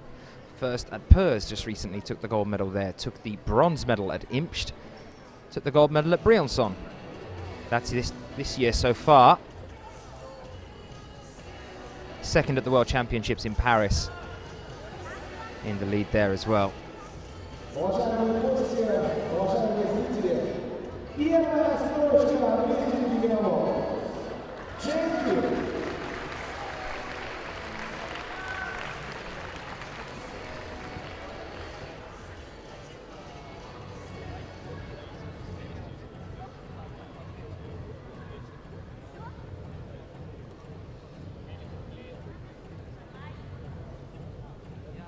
You see her style starting to come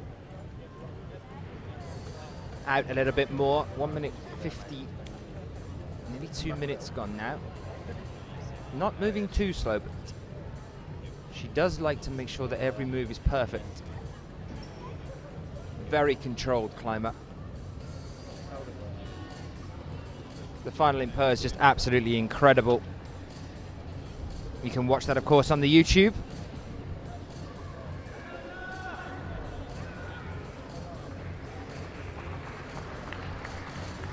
Climbing in Slovenia saying, wow, Min Hyunbin, congrats. Stephen Reed saying Kim Jae-in climbs as if she's doing Zen meditation. She absolutely does. She gets into this zone. You saw all the emotion pouring out of her as well. She lets that control go as soon as she got down in Perm. She knew that she'd got it. It's just it was a really, really great climb. I would suggest that you go onto the YouTube and try and have a look at the final moments in Perm. Cam saying that his predictions are still altogether possible.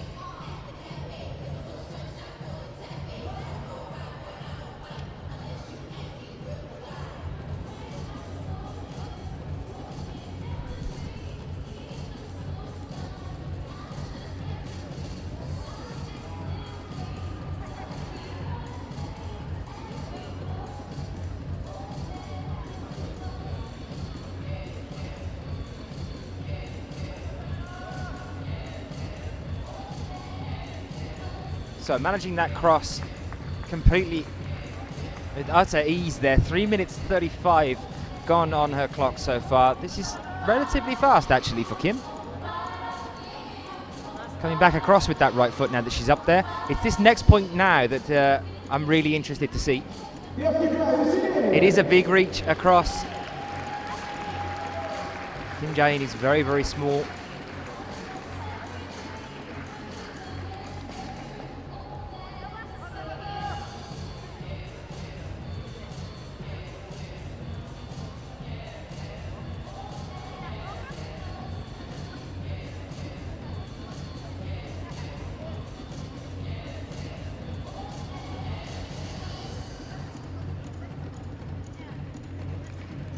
foot up a little bit more. She's going to try and wedge into the corner here and get that other hand on before then coming across with the feet by the look of things. Yep, and looking pretty comfortable as she does it as well. It'll hop across. It's nice so far. She's just going to rest there, as you do.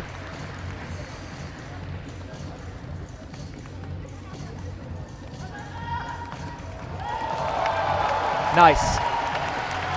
Straight up onto the next one. She's got to secure this clip now though, but she's going to do it from here by the look of things, and looking very, very comfortable at the moment. Nearly 5 minutes on the clock gone so far.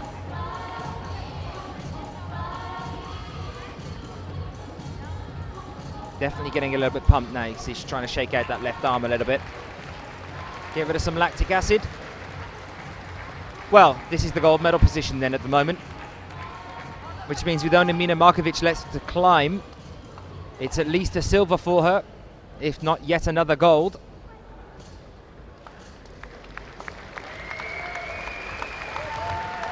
Just going to take another rest there.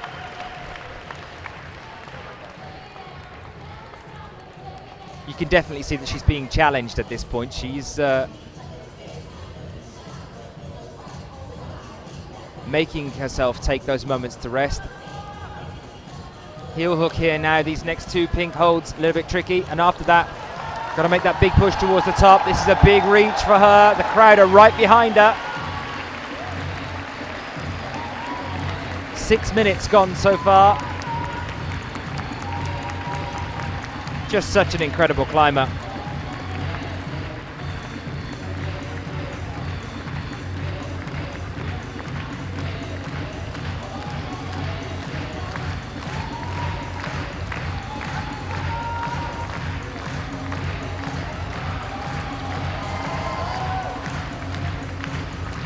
Reaching up for the next clip.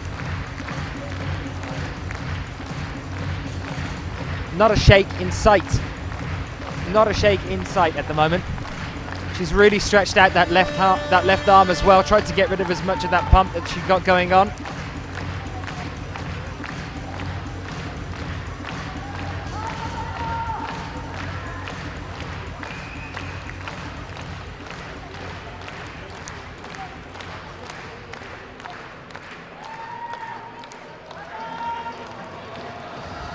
Little bit uneasy there, that next move, but she's managed to get it.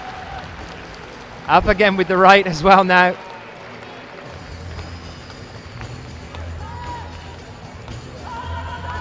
She's in danger of timing out here. 7 minutes 17 gone so far. She's gonna have to get a move on if she wants this top.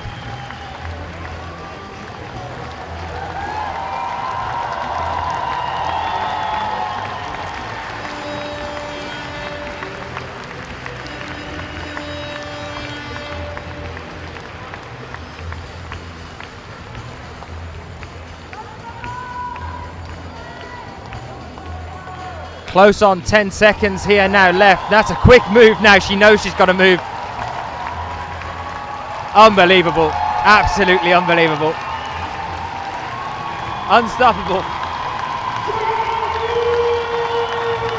In around 7 minutes 55, I think. So really pushing the time barrier there. It now rests on Mina Markovic to try and do exactly that in less time. That's what it's going to come down to here, but Kim Jae-in doing exactly what we're used to seeing from her. Unbelievable.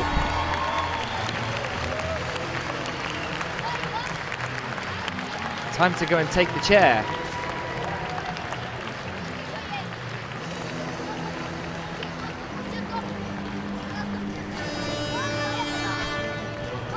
Heiko, the Austrian coach, has just walked past, just shaking his head.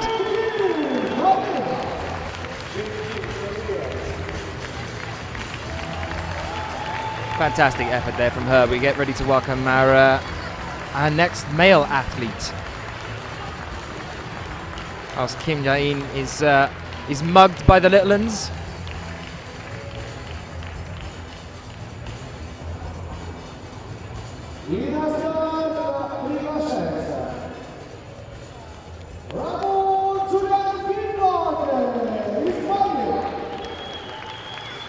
Some of which are as big as Kim Jae-in, actually. That's the interesting thing. She's so tiny.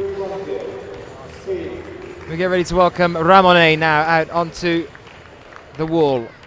This is definitely one to challenge Min Hyun Bin. He's currently sitting in the leader chair. Both of our Korean athletes about to settle onto that couch. Watch the last few climbs with anticipation of the possibility of taking home the gold medal.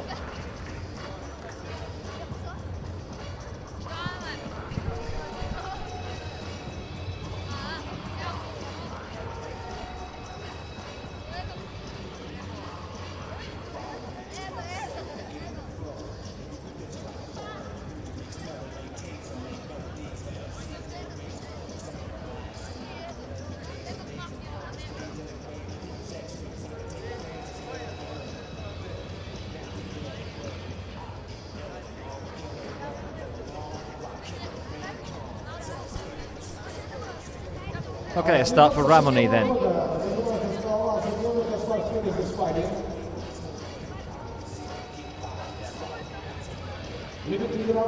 We still have Jakob Schubert yet to come in the men's. 9 athletes all in all in the men's making it through due to count back. And theirs could be divided as well by time. At the moment we haven't had any tops on the men's route. Kim Jae-in just giving us our very first top on the women's. World ranked number 1 at Ramoni. World Cup ranked at the moment number 2. Losing out on that position to Sachi Ama, who isn't here right now, so this could change things on the World Cup rankings for Ramone. He's probably going to be quite eager.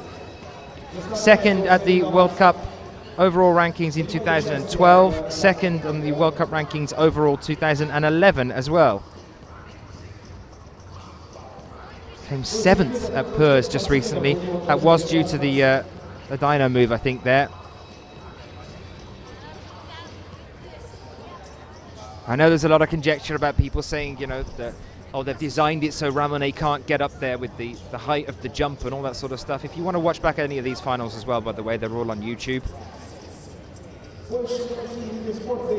And no, I don't think that was true at all. Sean McCall's not particularly tall either. He did it dynamically, jumping across on the dyno. Jakob Schubert was actually the tallest athlete in the final in Purs, and he did it a more static approach. Just that Ramone is very, very used to route climbing. Less dynamic, and he's a very cautious climber as well. He did not want to jump across.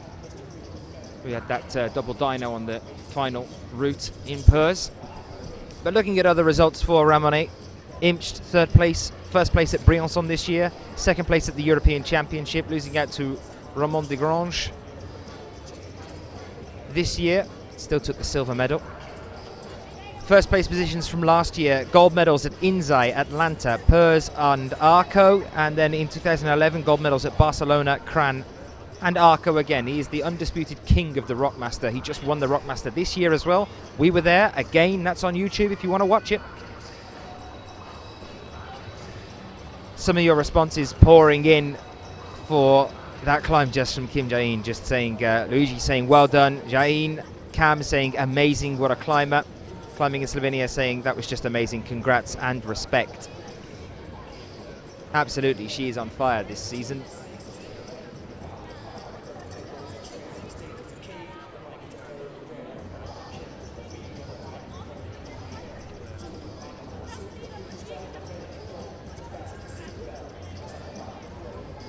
Now over to the male equivalent of Kim Jae-in, one of the shorter athletes, very graceful on the wall.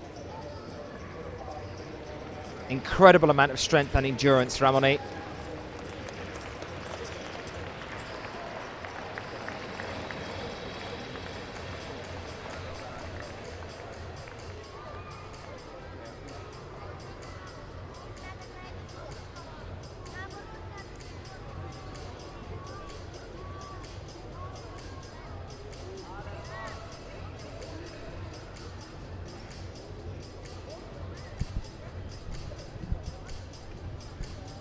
Let's see how he's going to make this move across here that Min dealt with so well. There you are.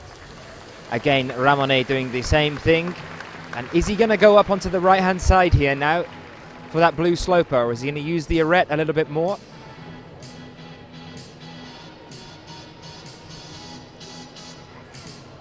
in a couple of different ways this could be done. Raman has been competing in the senior category since 2001. So he's got 12 years of experience under his belt. Already a legend in the climbing communities.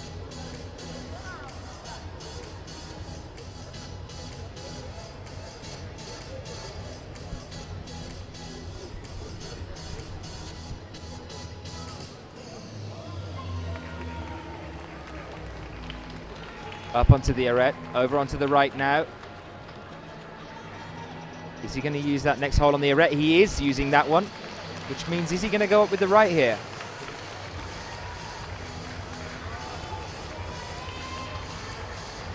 A little bit shaky, but he's got it there. Allowed himself to move over. He's gone back up with the left here instead of going up with the right. Still looking good.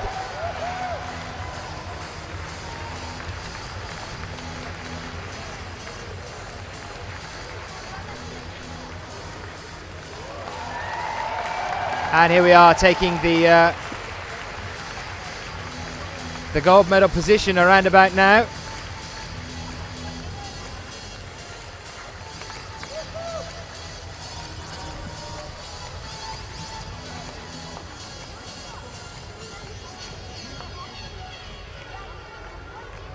And just taking a rest.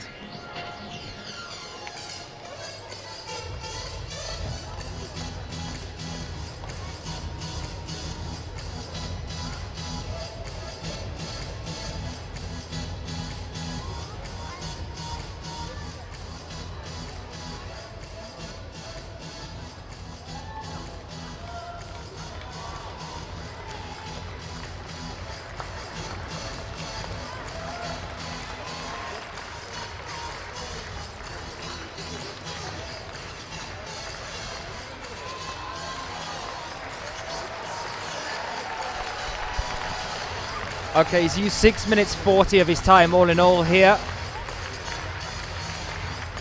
Time all important in the men's as they are all tied on countback.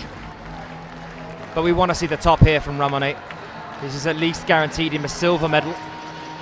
Is he going to secure the gold here? We still have Jakob Schubert left to come. This is looking good so far. Oh, and a slip right at the last, and that was a foot again there. Very unexpected.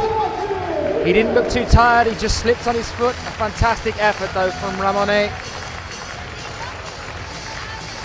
Julian for blank now goes over to take the leader chair position. And this is an opportunity for Jakob. It means that we don't, at the moment, have to rely on time if he tops.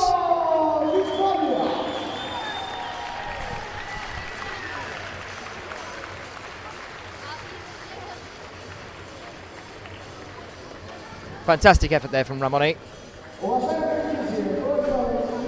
We go back over onto the women's wall now, and we welcome Mina Markovic, the only remaining challenger for Kim Ja-in. Is she going to be able to do this in a faster time? It was around 7 minutes 55, I think. That was the rough estimate. Mina knows she's got to be fast here. She knows that they're all tied. All the way back to qualis.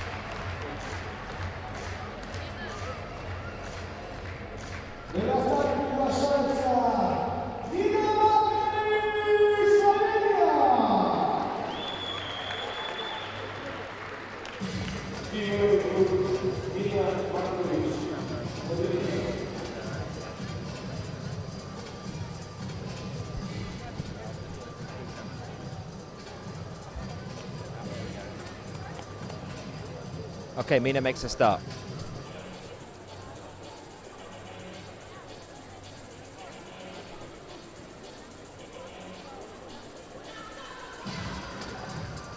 And it's been between her and Kim Ja-in for the past few years. These two athletes have been swapping the first and second place rankings of the world rankings and on the World Cup rankings. Mina Markovic, world ranked second at the moment, World Cup ranked second at the moment, as opposed to Kim Ja-in's first and first. But then she was first place on the World Cup rankings at the end of 2012 and first place at the end of 2011. She's 25 years old from Maribor. Shout out to any of you if you are joining us from Slovenia. I know Climbing in Slovenia is joining us on the Twitter. If you want to get in touch with us, show some support for Mina, do so on Twitter using the hashtag IFSCWC. Second in PERS this year, second at the European Championship in Eindhoven in bouldering. First place in Imst this year, second at Briançon, second at Chamonix for the European Championship in lead.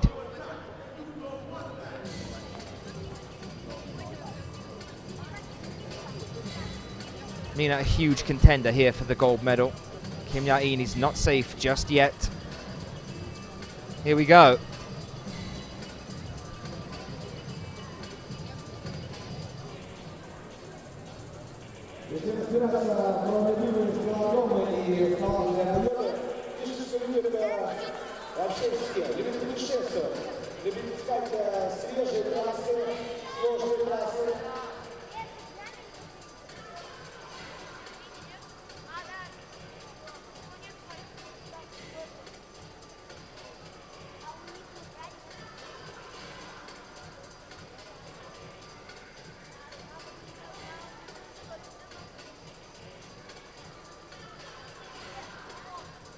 На вопрос, вы видите какие-то сувениры или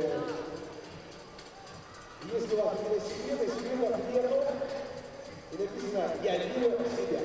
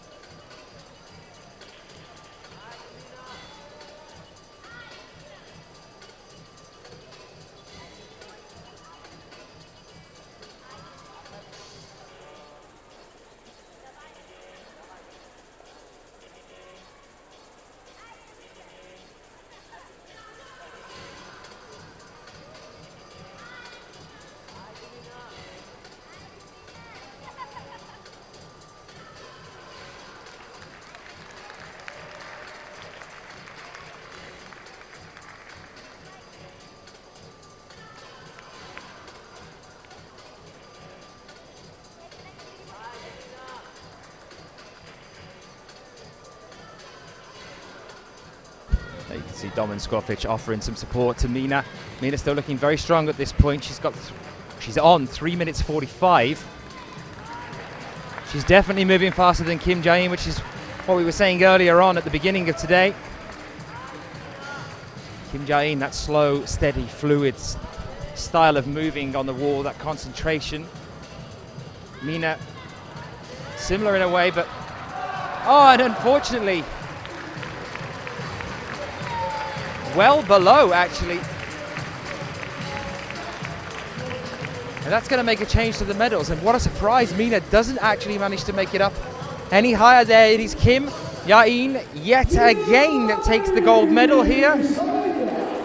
We have one more male athlete yet to come. It is Jakob Schubert in a few moments' time, but a shocker there from Mina Markovic. What a shame.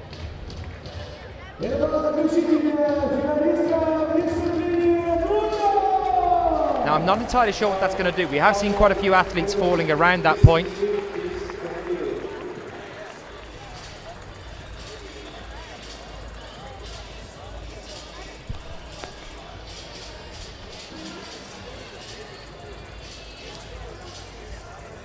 I'll let you know as soon as I know, but Mina coming down well before I expected her to there.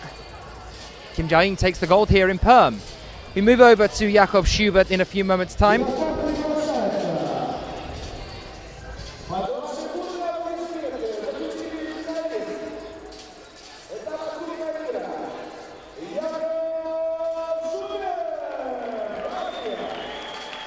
Jakob Schubert, our current world champion in lead climbing. Strong boulderer as well as a lead climber. And there is a bouldery section to this one as well. He's got the power, he does have the endurance as well. Now to come out and challenge Ramonet. Ramonet in first place position at the moment. Min Hyun-bin currently sitting in second. Dmitry Fakiryanov currently sitting in third. Yeah, so at the moment it is showing Mina Markovic in second place, Kim Ya-in in first with the top, but it is showing a division here, despite the fact that Mina Markovic, Magdalena Roic, Momoka Oda and Ellen Janiko all have a 32 plus.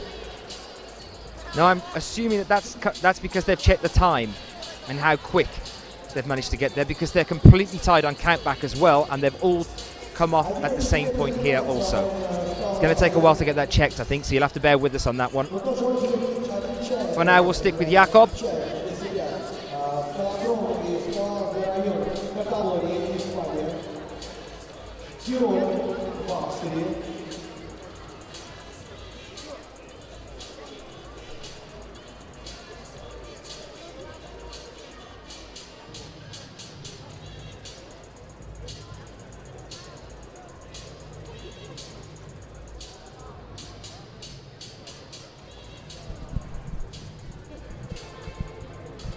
Jakob just about to move into that bouldery section. Cam just saying, shame for Mina, but I totally picked the women's podium. Fair play, Cam. Well done. We're still got to get that checked, though. Climbing in Slovenia saying, I did expect Mina falling down on that section. It's a dynamic move. Too bad. I suppose that's an interesting point, but Mina does do bouldering as well. She is used to those kind of moves. I know she's more and is predominantly a lead climber. But like Jakob, she mixes up the two different disciplines. She's been fifth twice this year on the bouldering. She has gold medals as well from bouldering, Log Dragomir last year.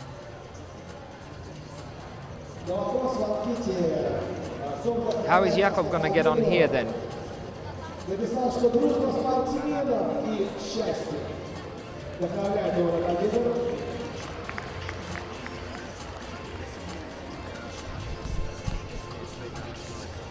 Gold medal recently from Pers for Jakob. It's all down on this one.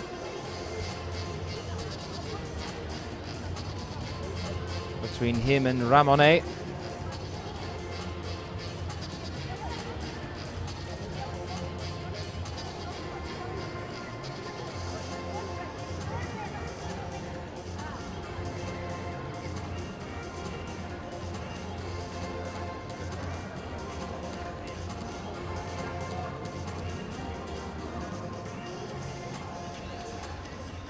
He's looking good at the moment. It'll be a slip, if anything, that brings him down. He's got to be a bit careful here, especially as he moves across in a few moments' time.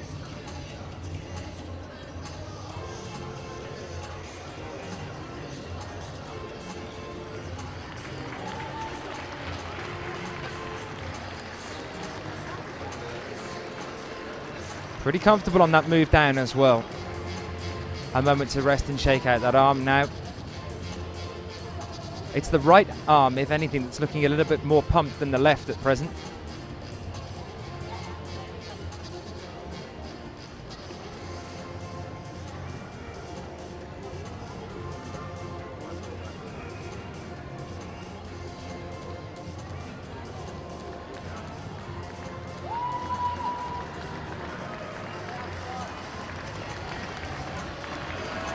Okay, this is where it starts to get really tense.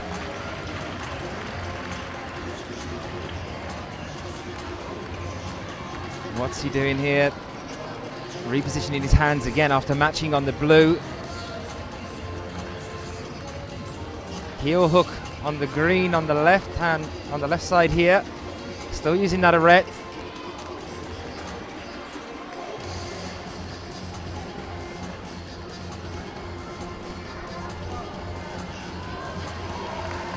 Still good at the moment. This is the move.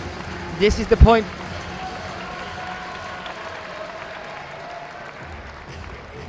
Bit of a slip from the foot. 4 minutes 20 this is taking him to get to this point. This is a good fast climb for Jakob. Not quite sure what to do with his feet here. Getting that right one up.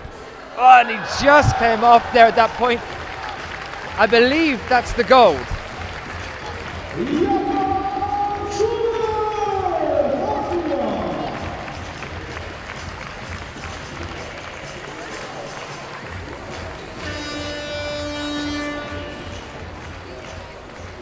Яков завершающий спортсменов.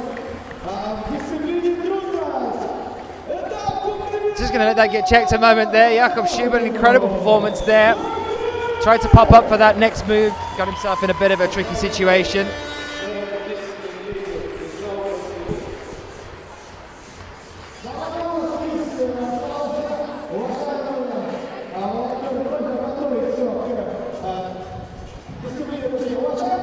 Waiting to find out what's going on exactly down on the wall here. Min Hyun Bin definitely with a medal though. A bronze for him. Ramone, fantastic performance as well. Mina, shame to lose her at that early point there. Some of you saying that you predicted that one. Kim Ja-in. Very impressive top there from her. And now Jakob finishing things up for us.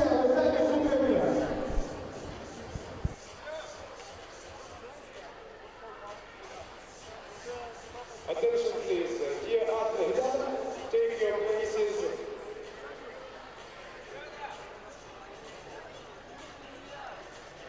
Please, dear athletes, attention please, take your seats in the area for the athletes. Все очень просто, мы хотим разбирать среди спортсменов, которые здесь присутствуют. Вот этот замечательный велосипед.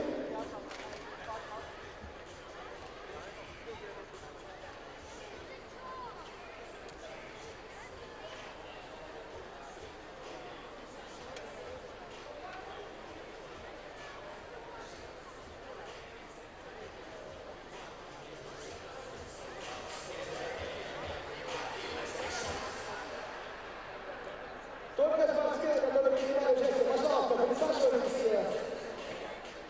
Okay, so attention please. It's only for the athletes who have taken part in the World Cup.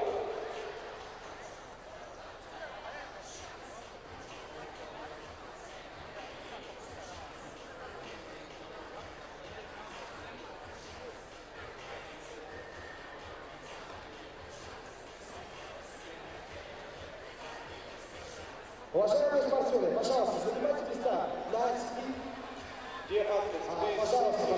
пожалуйста, я прошу вас. Занимайте места, пожалуйста, на красных белых сиденьях. Take your seats, please sit down on the red chair. Вы занимайтесь. Садитесь, проходите, я серьезно. Все спортсмены, просьба очистить площадку. Все, кто спортсмены, пожалуйста, занимайте, кто не спортсмены, просьба площадку покинуть. Занимайте свои места на трибуне. The persons who are not athletes, please come up to the tribunes. Leave this zone, please.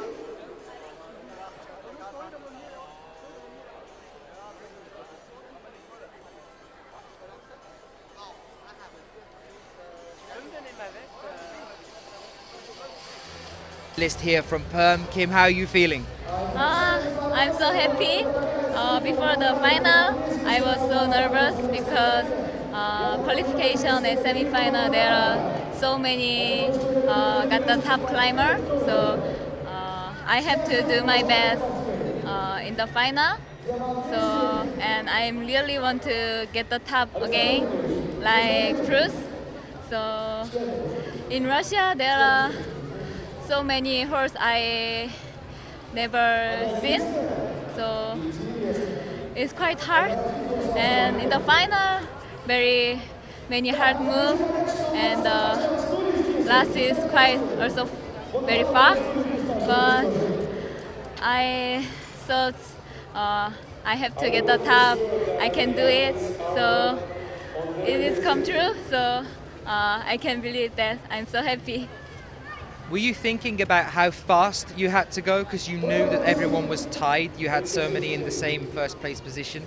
Lots of people had top in qualification, top in semi-finals. Were you thinking, I've got to be quick here, I've got to go fast? Actually, my climb style is not so fast, so I cannot try the fast. So I just focus on the get the top. So yeah. So you're more focused on topping. You did. That's a second gold in a row for you now. Pers, now Perm. Are you looking forward to going over to Korea and China? Yeah, tomorrow finally I go back home. So happy. And then next month I have 2 World Cup in Asia, also in Korea. So I'm very looking forward to this. Kim, anything you want to say to anybody in Korea and to people back at home?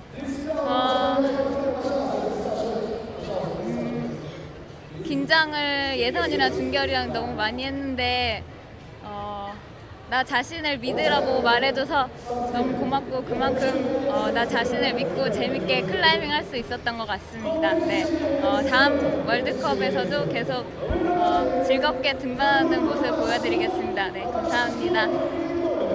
Kim, thank you very much for talking to us. Congratulations. Another gold. Thank you. Kim Jain with a bit of a yay at the end there as well. In a few moments' time, we're going to try and get hold of Raman as well, who is our gold medalist. I got myself confused at the end there. Jakob Schubert, 2 moves below where Raman ended up there a few moments ago. So we're going to try and get hold of Raman and try and have a bit of a chat with him in a few seconds. So bear with us.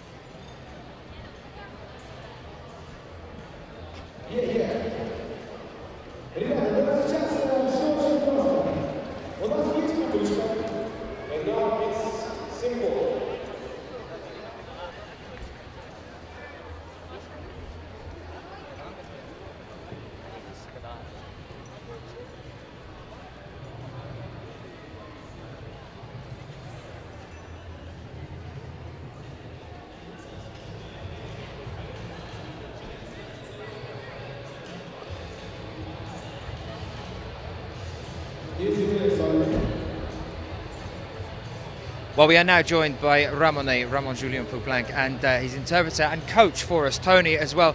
The first thing I'd like to say is congratulations to Raman, and how is he feeling? Felicitats i què tal han sigut les sensacions? Bueno, les sensacions no han set massa bones al principi de la via, anava bastant tens, però després d'arribar bastant amunt al desplom pues, m'he calmat una mica i bueno, al final doncs, he intentat fer-ho el més bé possible i anar fent. He said that at the beginning of the route, the move had not easy and not comfortable to climb, and then when he arrived to the roof, had been more easy to climb, hard, but the move are more clear, and he did a good chance. Can you ask him whether he was aware of the time because of the count back? He knew that everybody was tired. Was he very aware that he had to move quick and be fast as he was going through this one? Què penses sobre el tema? El temps, a veure si el controlaves i si estaves pensant en escalar ràpid? Pues la veritat és que al principi he escalat bastant tens, com he dit, i bueno, a l'arribar a dalt és quan m'he començat a mirar el temps perquè deia, bueno, igual he escalat una mica lent, però intentaré a veure si em recupero i mirant el temps pues, veia que tenia temps i l'he aprofitat al màxim. At the beginning of the route, he climbed slowly than he wanted or he prevised, but then when he arrived to the last part, he controlled the time because he has a clock, and then tried to do his best. It was an absolutely incredible effort. It was the highest point we've seen today. What's next for Raman? Where are you going on to now? Quina és la propera competició? Bueno, la propera doncs és la pròxima és la de Corea i Xina i bueno, ara espero que m'hagi, no sé si hauré liderat la Copa del Món, però intentaré mantenir el ritme i a veure si aquest any me'n puc emportar la Copa. The next ones we will go to China and Korea, or Korea and China, sorry, and the objective is to try to arrive to the end of the season and win the cup. Raman, gracias. Thank you very much. Thank you. Thank you, Tony. Ramon, our gold medalist here, an absolutely fantastic performance all the way through this cup. I think Jakob was around. We might see if we can pull him in a few moments' time. We'll see if we can do that now. Bear with us a few seconds.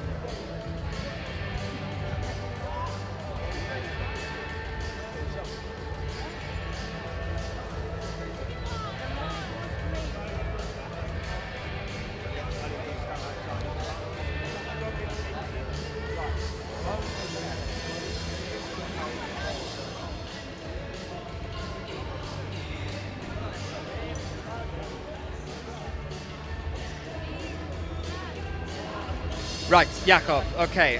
How are you? Yeah, I'm good. Well, just after the route, second place, obviously makes me happy. Although I think that first place was in range. I made a small mistake. I actually thought that Hyunbin Min and Ramon, that they topped. It sounded like that for me, I don't know. And since we were all tied until the final, I thought, okay, now you have to top as well, but do that as fast as possible since the time will tie us up. And I tried to go as fast as possible because, I don't know, like before I went into this final, I already knew that if there were ties, the time will count. And I wasn't sure if I will take the risk to climb fast or not. But now I just decided to take the risk and go as fast as possible. And in the end, that was a little mistake, I think, because I could have rested a little more before like the hard part in the end. And I was a little like surprised where it was hard actually. Like the top part was hard, yeah. And then I had to put the foot so high, and I didn't decide as fast enough. And yeah, because of that mistake, I think in the end I got the second place, which is great as well. You could definitely tell that you were very aware of the time as you were going through. You were climbing very fast. You actually reached that point on the wall a lot faster, I think a whole minute or so faster than Ramon did. What I wanted to ask you is that psychological side of things that got into your head from hearing that you thought they topped. How important is it to be on your right mindset when you come out into a final like that? Yeah, it's really hard. The same thing was in the semi-final, but actually I think I could handle it really well today. Like, even though I thought there were two tops, I had the confidence to say that, like, okay, then I'm able to top it as well, which was really important and which makes it easier like the whole way up the wall. Jakob, you're still looking really, really strong at the moment. You had the gold medal just recently. You're coming back again for a silver medal here as well. You're clearly hitting your stride now in lead season. You're looking comfortable at it. Even that point there, it was a little pop and you just didn't manage to hold on to it. What's the plan for the rest of the season? You've got some time now to relax for a week or so?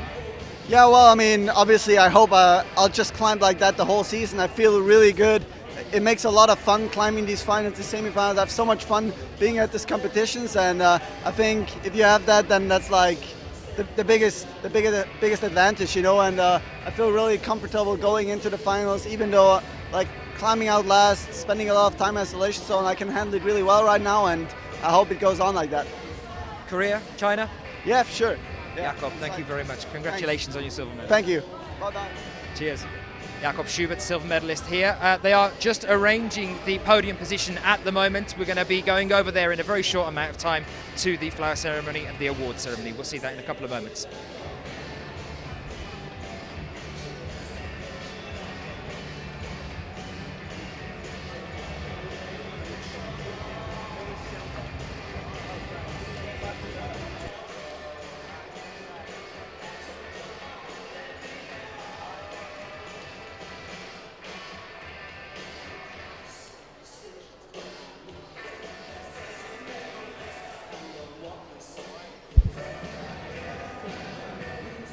Okay, so while we are just waiting for that ceremony to begin, the athletes to be awarded their medals. Apologies for getting my mix up there. I was sure for a moment that was actually Jakob that got the top. I think it was the dyno jump at the end. I wasn't quite exactly sure where he'd got up to. These are the results as we have them at the moment. I'm not entirely sure that they're correct. Give us a second. At the moment, we've got Kim Ya-in in first place, Magdalena Roic in second, Momoka Oda in third. No second place for Mina at the moment.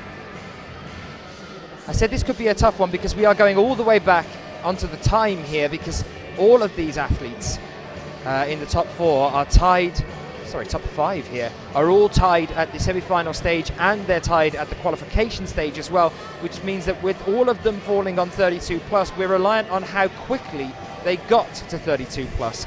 So I said that could take some time in the women's. It looks like it is still taking some time. Let's have a look at the men's.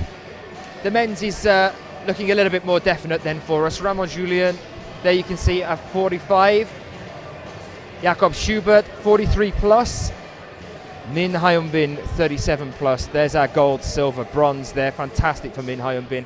And that gears him right up as we get ready to go over to Korea as well. Let's see if he can take that gold medal again like he did last year. How are you guys doing? Did you enjoy that one? That was a pretty decent final, I thought. Nice, exciting routes. Tough. All of the athletes have already said that they thought it was a really hard final here for them, both in women's and in men's. Jakob talking about the dangers of isolation as well and hearing what's going out on front. A few moments, I will keep trying to find out exactly what's going on with the podium position for the women's. Kim Jae-in is definitely taking the gold medal. We're just trying to sort out the silver and bronze. Once that's confirmed, we'll be going over to the award ceremony. I'm going to go and have a look for that one now.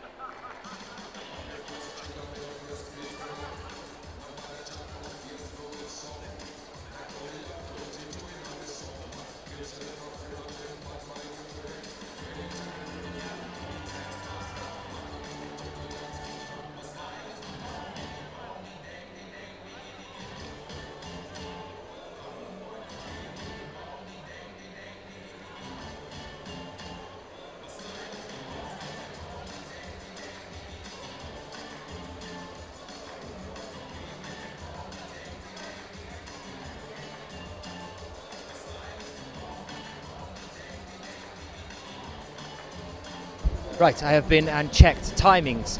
It is Magdalena Roic in second place. Due to the time, Momoka Oda in third due to the time, Mina Markovic all the way down in fourth. So it is Kim Jae-in, Magdalena Roic, Momoka Oda on our podium here for the lead. Those results that we were showing you a few moments ago seem that they are right. They have just been approved by the look of things here. In the men's, Ramon, Jakob Schubert and Min Hyun-bin, our podium positions there. In a few seconds we'll be taking you over to the podium and to the awards ceremony. Hopefully you guys have all enjoyed today's coverage. If you have, get onto the Facebook page for IFSC. You can do that on www.facebook.com/sportclimbing. Get yourself onto there and give them a like. They bring you these World Cups from all around the world, completely free and live as they are happening in HD. So hopefully you guys are all enjoying that. If you are, go on and give them a like on there. And also you can find them on Twitter, or just let us know how you thought that one went by getting in touch on Twitter using the hashtag IFSCWC.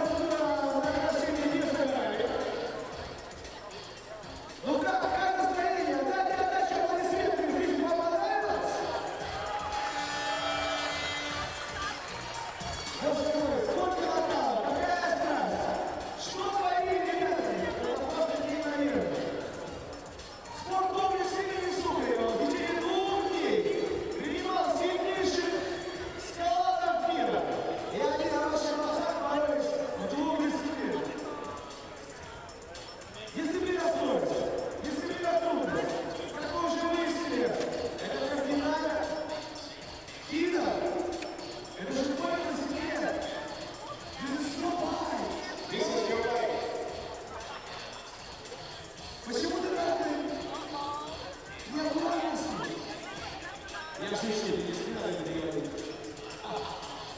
Уважаемые гости, я хочу понять, что все делегаты, которые будут сейчас награждать, они уже здесь.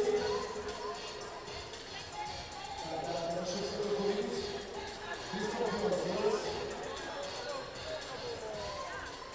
Здесь Александр Ефимович. Александр Ефимович.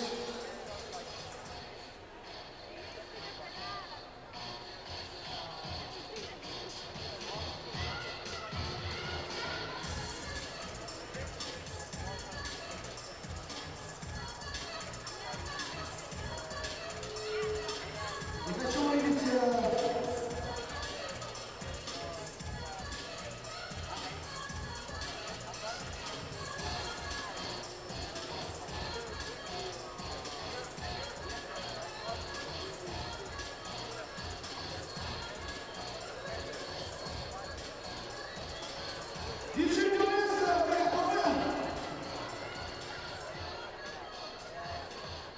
начинаем дисциплинированную скорость награждать. Под ваши бурные аплодисменты я приглашаю для вручения призов и медалей Пиротинский Александр Ефимович! Пиротинский Александр is invited to give the medals. Почетный президент Федерации скалолазания России и профессор Уральского федерального университета. Honorary President of the Russian Climate Federation, Professor of the Ural Federal University. Для вручения приглашается вице-президент Федерации скалолазания России Скуратов Юрий Иванович. Please welcome Skrulatov Yuri Ivanovich, Vice President of the Russian Climate Federation. Ну и, конечно же, официальный делегат от Международной Федерации спортивного скалолазания Христов Йо! And IFSC delegate Christoph Bion. Просьба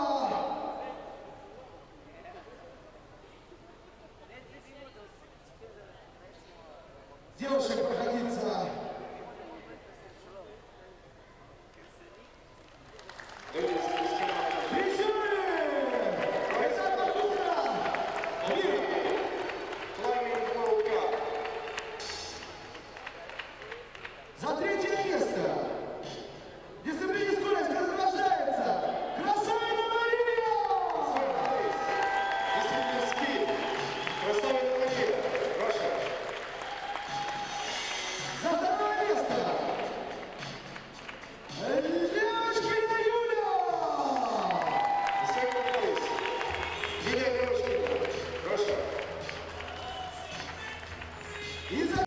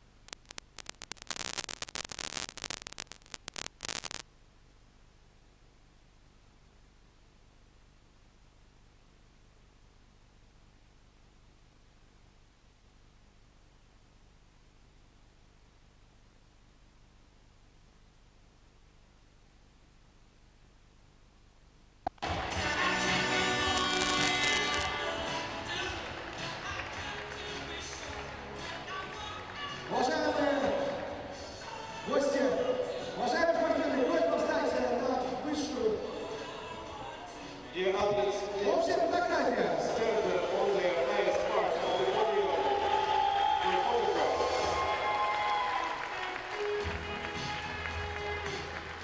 Большое спасибо. Thank you very much.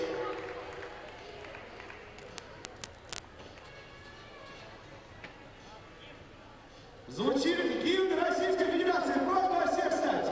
Please rise for the Равнинная of the отмашка. Russian Federation. Master flag.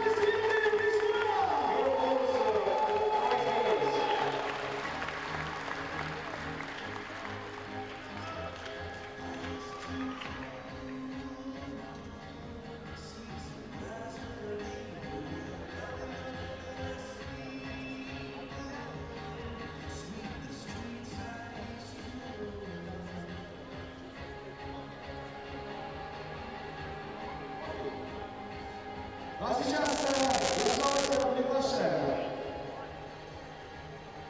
Now please welcome спортсменов в дисциплине, призеров в дисциплине скорость. Мужчины. prize winners, discipline, speed. Men.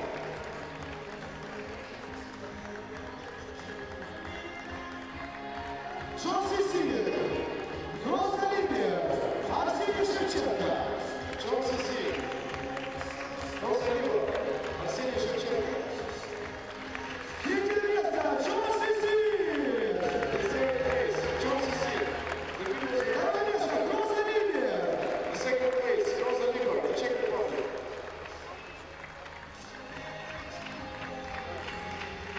И первое место Арсений Шевченко. First place, Арсений Шевченко, Russia.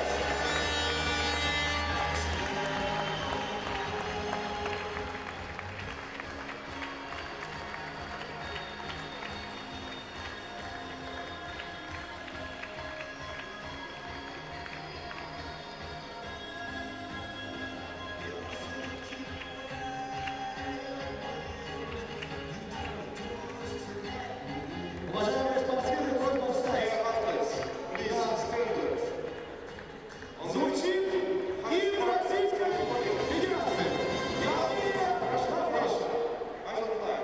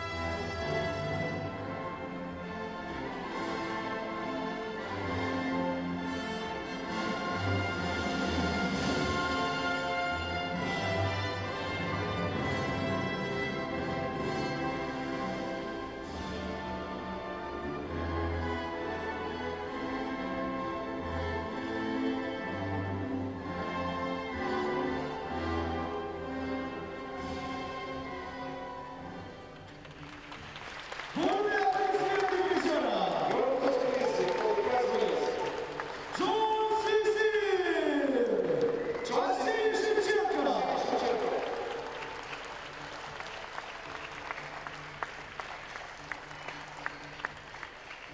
Большое спасибо. Thank you very much. Ну а сейчас переходим к дисциплине трудность. Этап Кубка мира по скалолазанию. Вот теперь. IFSC Climbing World Cup, Perm. Дисциплина трудность. Discipline lead. Женщины. Маркоvic, Япония. Маркович. Markovic, Slovenia. Джеки, Корея. Jano, Korea.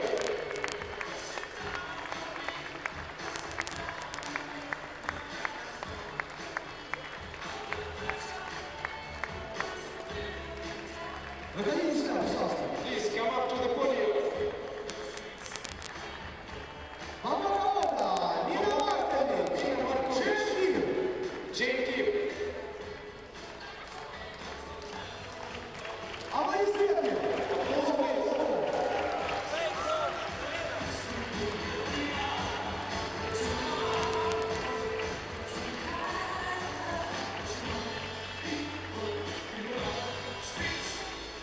За третье место в дисциплине трудности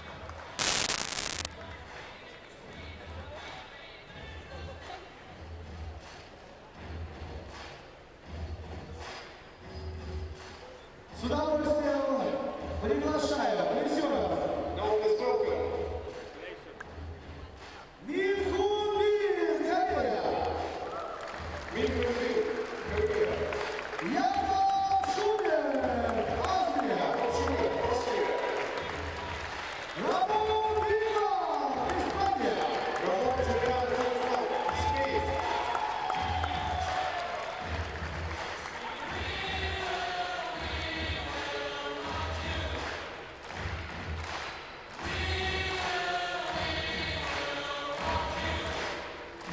За третье место награждается Julian, Корея.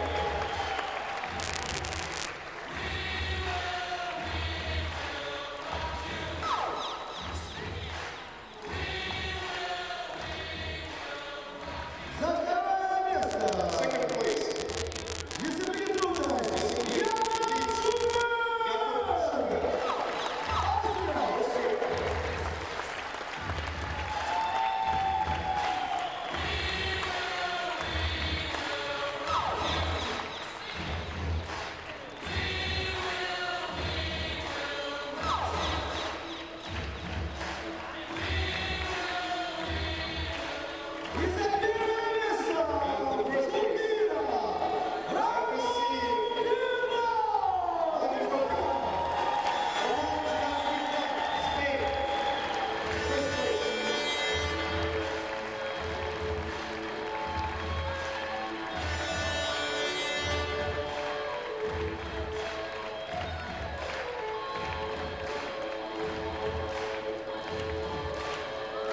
Ребята, фотография.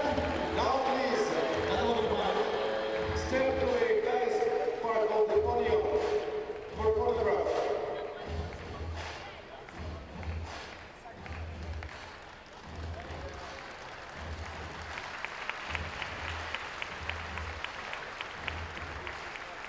Звучит гимн Испании. National anthem of Spain. Равнение на флаг.